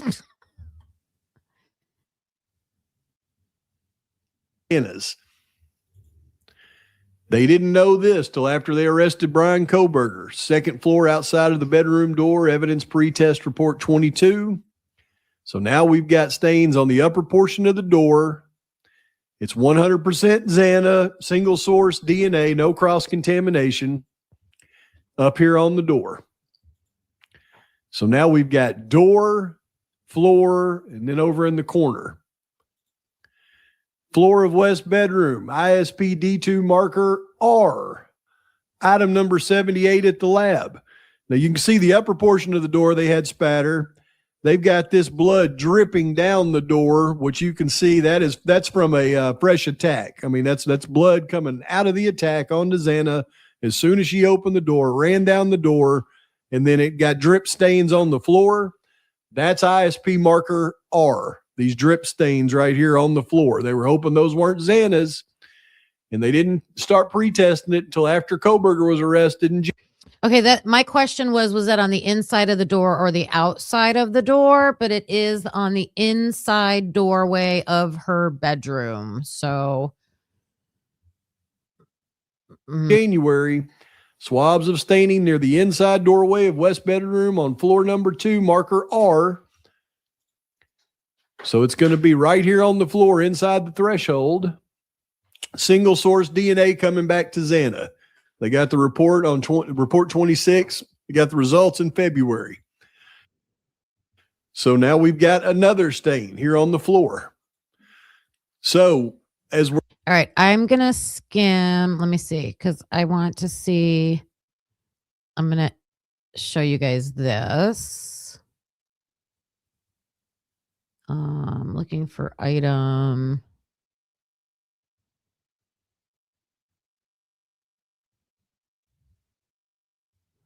I don't know. I'm going to keep going because I think this is important. And I want it documented. So going through this now, we've got, when the door opens up, everything's past the threshold of the door. We've got stains on the top of the door. We got stains on the floor. Both are tested positive for Xana. Stain on the floor inside the room to the left, tested positive for Xana. Transfer blood on the study table, tested positive for Xana. And then they went back and they collected items 125 and 125.1, which is going to be this trash can right here underneath the study table and the faux chair. And evidence pretest wasn't even done until March 6th. Swabs of stains on objects on the floor, markers T and U. We already knew that these were the trash can and the stain on the chair, but now we've got even the pictures for the marker number. wait a minute. This is the chair. Okay. Submitted swab of stain on chair in the west bedroom is marker U, and it's item 125.2. And what does it say about that? It says,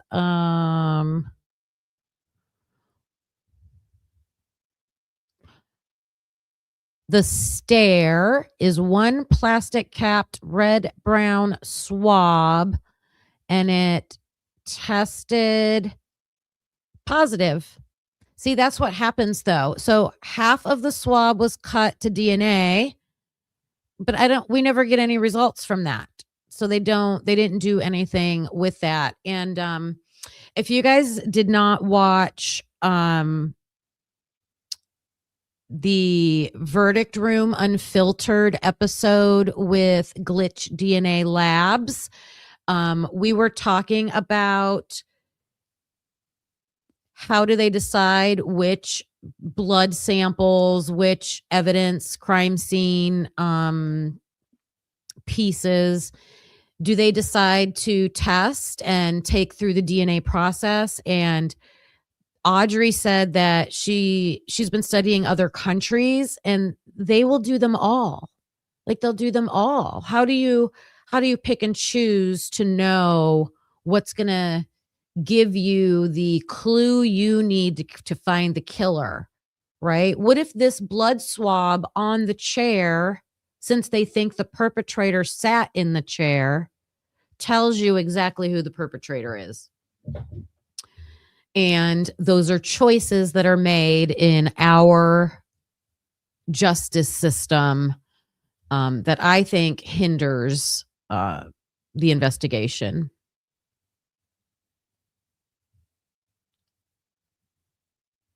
Miss Kiki, hello, hello.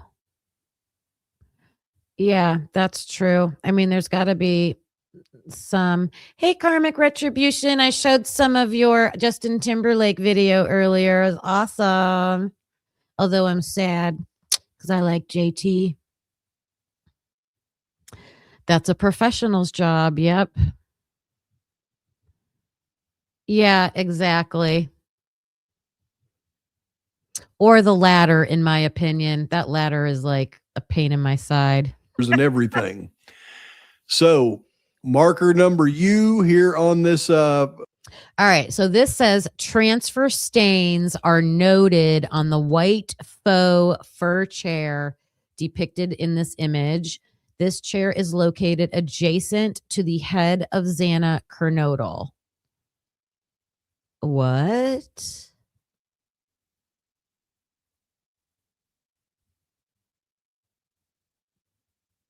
So her head was all the way back there? That's not what we saw in the photo, I don't think. I don't know. There are additional transfer stains on the uppermost portion of the leg of the desk and indicated by marker 35. Yes. Marker 35, presumptive test for blood was positive and the DNA matched Xana Kernodle. Okay, so that's important. I do think they at least could have compared all the blood stains to the victims in the room to see if they matched or not.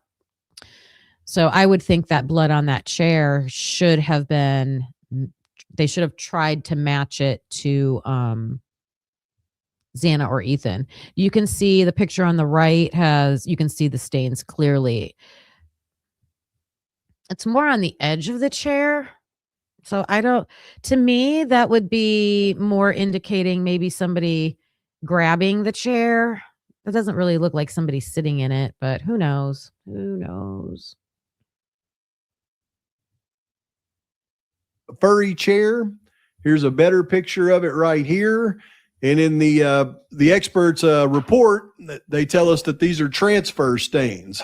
And we already knew that they were matched 100% to Xana. And then this trash can under the table, which you can see it stood up here, but over here it's on its side. And that's marker number T. And we already knew it was Xana. And this is a swipe stain result from the transfer of blood from a blood-bearing surface onto another surface, with characteristics that indicate relative motion between the two surfaces. So, I mean, Xana's getting knocked underneath this table and knocking over this trash can. So those two are over here. So as we go through this, results report 31, it was dated, they didn't have this till April of 2023. Both of the samples come back single source Xana Kernodle. There is not one transfer stain from our. Oh, wait, here we go. There are results. Okay. The chair and the trash can are both Xana. 125.2.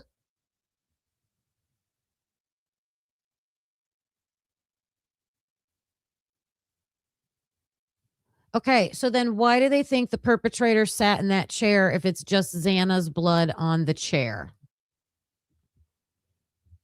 It's not to explain a blood stain, in my opinion. Not one cross-contaminated blood sample tested throughout the house other than the ones that came back to Kaylee and Maddie in the living room and on the door going into Kaylee's room. This right here going out of Kaylee's room. Good question. So there's no way, based on the amount of samples that were tested, that one person committed all 4 crimes with one knife and did not get one sample of cross-contaminated blood. You have to account for, at the very least, 3 perpetrators, because there is no cross-contamination between Kaylee, Maddie, and Xana, and there's no cross-contamination between Xana and Ethan anywhere in the house. Again, those 2 stains were over here. Here is the final synopsis on Xana. No. Okay, So that is why I almost sped through it and I'm like, no, I think this is very important to hear. He is showing us, not just coming on and saying, oh, here's what I think and blah, blah, blah. Like, here's the item number, here's the evidence number, here's what the report says. Now that's taking the reports as true because they have to be true. Otherwise, that would be what do you call that? Perjury or mistakes. For them to say that it's one perpetrator, which they did, and see, this is what they did on Dateline. They went on Dateline, they make this show, and they say one perpetrator went from Maddie's room down to Xana's room and killed everybody, and there was mixed blood in the room, so we know. Well, the evidence does not show that. Unless something comes up down the road that we are not aware of yet, that shows,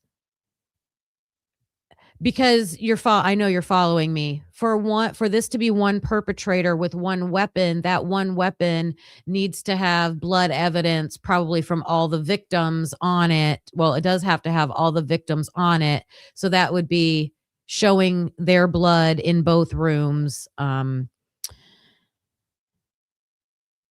showing that cross-contamination. And we don't have that. So then if you don't have cross-contamination, what does that mean? What conclusion do you draw from that then? Nothing outside of the bedroom threshold in the entire house test positive for Xana. And considering the way the blood on the door, you can tell. Xana walked over, opened the door right as she was attacked. And then somebody else went in and jumped on Ethan while Xana's being attacked, because there's no way Xana's going to be attacked all over this bedroom. And Ethan just lay there. And Ethan was hit hard and fast. So when we look at the entire house now, this is the most telling thing I can show. What I've done is I've gone through and I've color coded everything. If the blood tests 100% for Kaylee with no cross contamination, it's orange. Okay, this is interesting. So the beer pong table is only Kaylee. Okay. Everything in Xana's room is only Xana. He didn't put Ethan's on the bed.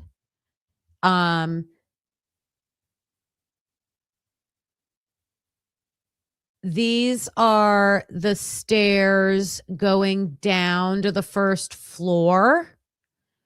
And the pink is Kaylee and Maddie together. So you can see on the railing at the top of the steps. I know, yeah, that would be the wall. That would be the wall, the back wall. And then, oh, look at Ethan. Ethan's blood is out in the living room by the first floor steps. It's not mixed with anything. So that's the other thing. In Xana's bedroom, none of Xana's blood is mixed with Ethan's blood. So if one person went in there, you would see their blood mixed somewhere, and we don't. Especially for if someone went into that bedroom, killed Ethan, and then and that person only killed Ethan with their weapon. So they only have Ethan's blood on their weapon, and then that person walks through the living room. Could they have, splattered some blood on the steps there? Maybe as they're leaving or something like that. Hi, Anonymous. I know that's a good, how is it's not just one person. So if you have one person that's only attacking Ethan and then another person that's only attacking Xana, and their weapons don't ever touch the other person, then you're not going to get contamination. Now, there was contamination with Maddie and Kaylee. There was. So was that one person up there? Does that mean 3 people? I mean, this is just looking at hypothesizing based off of what we see and know. Let's see. Ethan's blue dot was under the handrail. That's a weird spot for that to be. That's why Dylan did not see Xana from the hallway. She couldn't have. The only way she saw it was if she went in the room. Yeah, that does seem difficult to be running by and be able to see her there. Yeah, I thought that too. Because the door opens in, and there was a lot of stuff in that one corner behind where the door would have opened. So I don't think it could have opened all the way.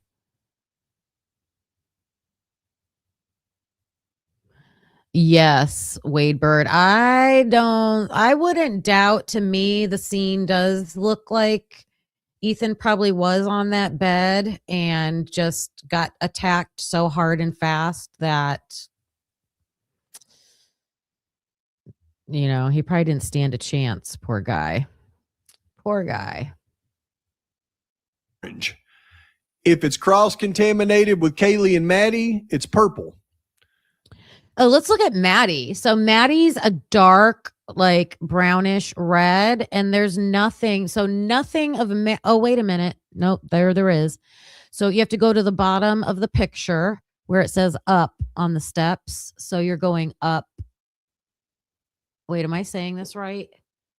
Yes, that would be going upstairs to the 3rd floor. So Maddie's blood is on the wall, the railing, near the steps going upstairs. I do know there was some cast off mentioned on the body cam on the 3rd floor out in the hallway, like near the bathroom, outside of Maddie's room. I think there was some cast off up there, but I don't know if they tested it all. Ethan is blue, Xana is red, and Maddie is maroon here. So as you go through and you look at all of the samples that was tested in the entire house and the DNA results from them, nothing comes back past the threshold of Xana's door. She's attacked here, all over the bedroom. The only sample test. Yes, I agree with that. She was sitting on a train, reading her book or whatever she was doing, minding her own business, not looking, and someone crept up behind her and slashed her throat. Yes. Tested for Ethan was a transfer stain on the inside of this top of the half wall in the living room, or the inside going down the staircase, really. Kaylee had the only blood that was tested positive for Kaylee on the 1st floor was all the blood on the pong table. All right, I'm going to fast forward this because I already talked about it myself. We don't need to listen to him say it again. Are they, let me see, let me answer this first. That should be a mix of Kaylee and Maddie. I don't understand why it's only Maddie. That's a good question. I mean, that's a very good question.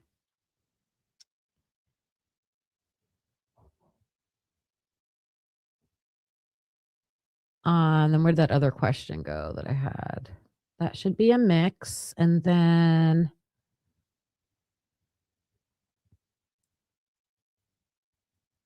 we are, in my opinion, I think there's a lot of important items that were not taken.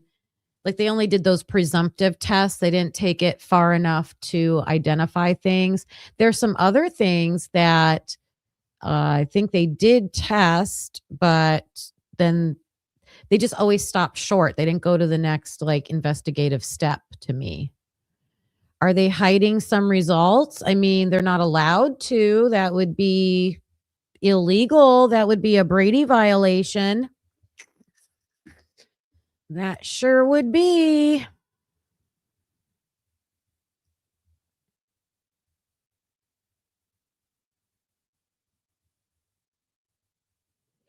Yeah, the Ukrainian girl, that was a sucker attack, right? She was just sitting there and boom, boom, boom, fell on the floor. Yeah. Wait till you get to the unmatched DNA in black if it's on here. Oh, okay. I'm not sure. But then you've got 3 samples of blood. Okay. I already talked about this. Okay. What's this one? 3 more minutes of this. Is the upper portion of the top of the handrail of the switchback stairs going down. When we get upstairs, the only DNA results we get are a transfer stain that's 100% Kaylee going in the bedroom and a transfer stain that is 70% Kaylee, 30% Maddie as they come out of the bedroom. And that's it. So how do you have Kaylee's blood on you already when you're entering the room? Or can they tell by the swipe of blood if it's going in? Maybe they can. They're scientists. Is the swipe made entering the room or exiting the room? If they have Kaylee's blood on them entering the room, I think that is a good sign that Kaylee was already attacked. A lot of people think that. A lot of people think Kaylee was possibly attacked downstairs since her blood is in the living room and then brought upstairs to Maddie's room. What was the other thing he said? So if Maddie, because her blood isn't her blood is on the railing going up. If Maddie's attacked in her bedroom, but there's a blood swipe leaving, that means the perpetrator got Maddie's blood on him. Right? So if you ever found the perpetrator's clothes, then it would have the perpetrator's blood on it. If the perpetrator got in a vehicle without changing their clothes, they would have gotten that blood in their vehicle. If the perpetrator put the bloody clothes in their vehicle, that probably would have transferred some DNA into their vehicle.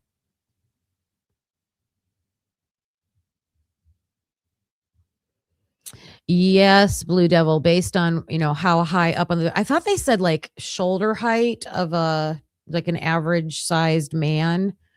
Maybe was it 4 foot, something like that? I want to say 4 foot high up on the door was where her blood stain was. The office is in disarray near the computer areas from early released pics. They were looking for something. I thought that too. I think either that room looks, because the closet doors are off. It does kind of look ransacked. So maybe they were looking for something. I also think maybe that could have been an entry point. I don't know. But there's something up with that room. I agree with that.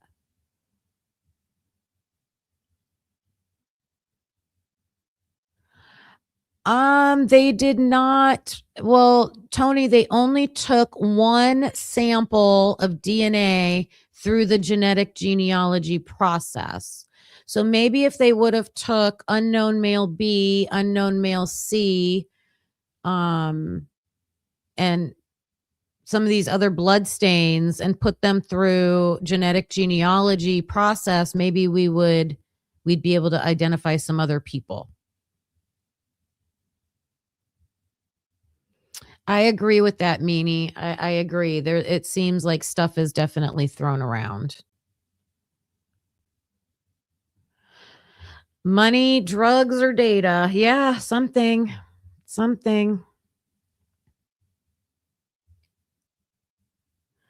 Does this show the 12 to 14 plus marks that were not matched? I don't know if it's this video, Jen. I'm not sure.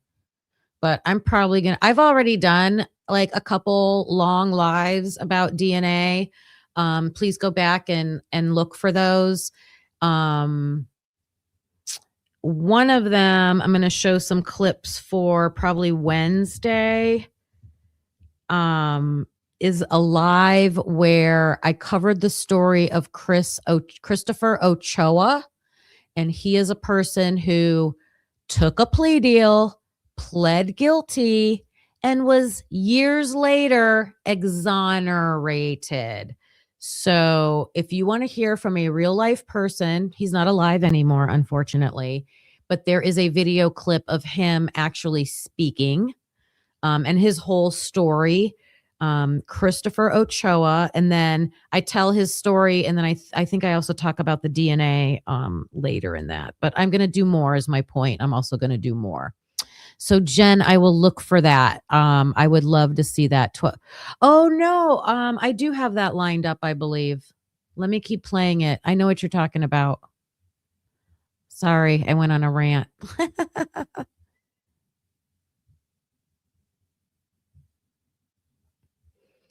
That's possible. That's possible. We talked about that. Could have just been flung around. Although I think it's odd to be like right on the pong table. Like, I don't, because it's kind of like a swipe or something. I don't know. Crypto. Oh my gosh, you guys. Tony, I am going to share a story tomorrow about Ryan Wedding. Do you guys know who he is? He is the Olympian that became a kingpin in a drug cartel. It is a crazy story. And he just got arrested this past January, and he's supposed to go to trial tomorrow. So I'm going to share his story tomorrow. And you made me think of it because he used crypto. That's how he, what do they call it? Laundered the money. That's one of the ways that they would launder the money. Yeah. So I hope you guys will join me back tomorrow for that. That's going to be a good one. Okay. Let me finish this. Y'all, that's it. So once again, the perp goes in to Maddie's room and attacks Maddie. Kaylee walks up the stairs, confronts the attacker, runs down the stairs. As she's running down the stairs, the attacker chases her, swipes the stairway right here. As Kaylee runs down the stairs, that makes sense. She makes it to the living room before an assailant who came up from the first floor catches her here and attacks her, likely with blunt force. At the same time, the one that was chasing her attacks her, likely with at least one slash to be able to cross-contaminate all the blood cast off on the stairs. Two assailants are at that point coming through the kitchen. They go to Xana's room. Xana opens the door here in the commotion in the living room, likely, and she is attacked at the doorway. I don't know if she would open the door, but okay. And once she's attacked and her blood is spilled here, she tries to turn around and run because she received 3 stab wounds to her back. At that same time, another assailant jumps on Ethan and dispels him as this attacker, likely a female, is bounced all over the room attacking Xana. So we all have our own opinions on this theory right here. So go ahead and put them in the comments. We're not all going to agree, but the one thing I will say is that this explanation right here makes more sense than what the prosecution is trying to say, because what they're saying doesn't match the forensic evidence. Okay.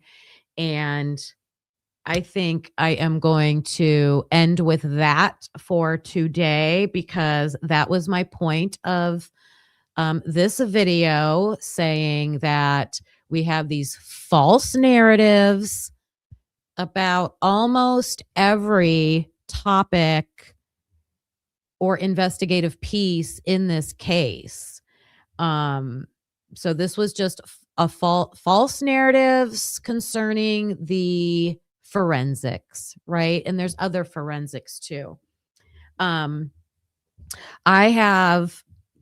planned out today's episode, and I have like three more items that I wanted to share, but we've already been over 2 hours, so I'm going to keep this lined up for tomorrow if I have time, because I'm going to share that Kingpin story tomorrow. It's a great true crime story. The guy's crazy. And then I'll go back to this after that. So I hope you'll join me back tomorrow for that. Let me read a few more comments before we get going and clock out today. I never looked. I was in, let me see. I had graduated college, and I'm from Ohio, and my best friend had moved to Florida. So I flew down. It was my first plane ride ever, and I went all by myself. I was super motivated, and I went down to apply for teaching jobs down in Florida because I wanted to live near her. And while I was down there, the Nicole Brown Simpson murder happened. Or maybe it hadn't it was the car chase, the Bronco. The Bronco was on the freeway. You made me think of that. And my point is, I never looked at those photos. I just could not. My 20-something-year-old self could not do that. Could not do that. Thank you, Wade Bird. I appreciate that. Yeah, there's so much stuff in this case. What is this? Hi, Becky. I didn't get to say hi to you. The web page is down. Uh-oh. I hope they hadn't uploaded something that I missed. And then sometimes that happens when they're like, oops, we shouldn't have posted that. And then the website goes down.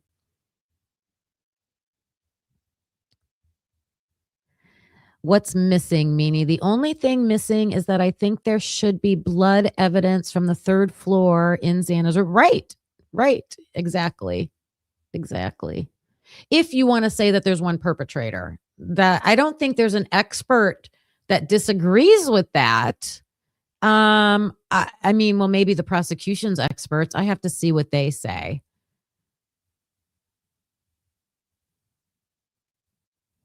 What? What do you mean, Tony? Emma B bouncing around? Oh, in being the one that attacked Xana? I don't know.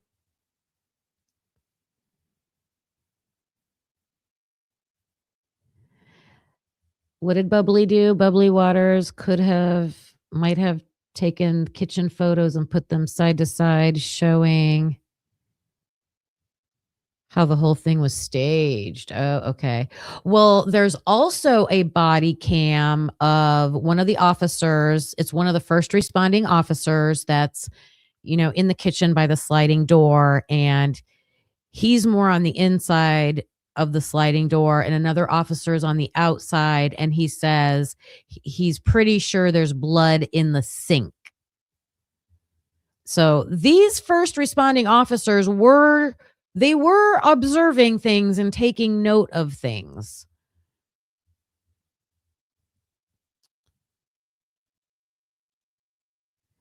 Oh, hi, Zippo. You must be behind talking about the the meteor. Oh, that's interesting.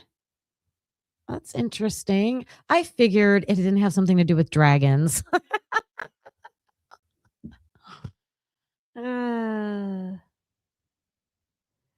Yes, that's all we can do, right? Love and Other Habits is we can take the evidence that we see, think about it, and come up with a hypothesis. I mean, even that's what the experts do, right? That's what they do. It's just there's a problem when you look at what the experts are telling you and you're like, wait a minute, make this make sense, right? And that's what's happening.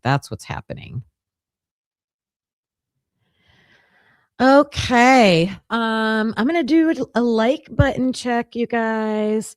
So I've got 95 likes right now. I would love it if we could get that up over 100 before we clock out today. If you're new here, I hope you will subscribe to the Mike, I'm reading your comment and I said trial instead of channel. Hope you'll subscribe to the channel if you have not, so you'll catch for future episodes. Mike, it is a United States federal trial. So I believe so, but because it's federal, I am not expecting to see, like, it won't be broadcast or anything, but I think they do let people in there. So maybe we'll get tweets or something. It's supposed to be tomorrow, but I was reading a news article about it, and I'm talking about Ryan Wedding, you guys. They said they were guessing that the trial won't happen tomorrow or start tomorrow because there's so much evidence against him. And you guys, this might be an interesting trial to follow because they have a confidential witness, although I think everybody knows who it is because his right-hand man got arrested. So pretty sure it's him. That's okay, Jeff. I do that all the time. Like, if I don't hit it right away when I come into a live, I'm like, ooh, try to remember before I leave. I appreciate that. All right, everybody, have a wonderful day. I have not seen Dago yet today, so make sure you're checking to see if he goes live later. Oh, and the Devil's Advocates group with Dago and Logan from Bronx Tales and 1-1 and Robin from Devil's Advocates, they started a new series last night on John Benet Ramsey, and I started listening to it. I didn't finish it yet. But they were reading the comments and they were saying a lot of people in the chat did not know John Benet Ramsey's story. And I was like, are you kidding me? So if you guys don't know John Benet Ramsey's story, even if you do, they are doing a really deep dive series on that. So please check that out too. And all the creators that were in here today, Karmic Retribution, is just putting out fantastic, so well edited videos. Kane B's The Purge was in here earlier, and he is always an entertaining good time. Mike from the 24 on the mic also makes videos. Please go over, like, and subscribe to his channel. He's a big friend and supporter and mod here at Typically Unique. So Ro, you're lived through it old. I know. That's funny. All right, everybody. I appreciate, I can't talk today. Appreciate you all so much. And I will see you back here tomorrow. But I am going to be late because I got to go to the eye doctor. So look for me a little bit later tomorrow. But I'll see you guys then. Bye. Thanks for watching, hope you felt the spark. Please hit that like before it gets dark. Subscribe, it's free and keeps us going strong. You're part of the crew now, right where you belong. Join us next time, same truth, same fire. We bring the heat and never tire. We're typically unique and proud to be a husband and wife in podcast harmony. Typically unique, yeah, that's you and me. Don't forget to like and hit subscribe, it's free. Come back again, we'll be right here with truth and laughs and zero fear.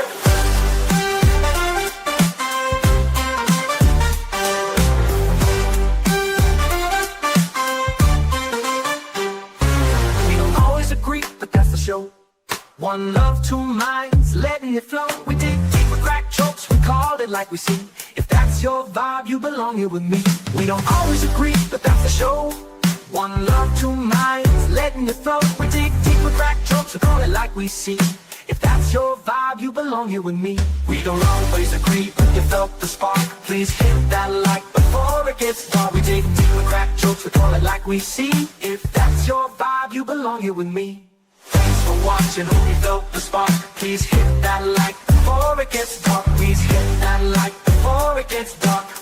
It's free, it keeps us going strong. You're part of the crew, now right where you belong. Join us next time, same truth, same fire. We bring the heat and never tire. We're typically unique and proud to be a husband and wife and proud to be a husband and wife in podcast harmony. Yeah, that's you and me, that's you and me. Don't forget to like, hit subscribe, it's free. Come back again, we'll be right here with truth and laughs and zero fear.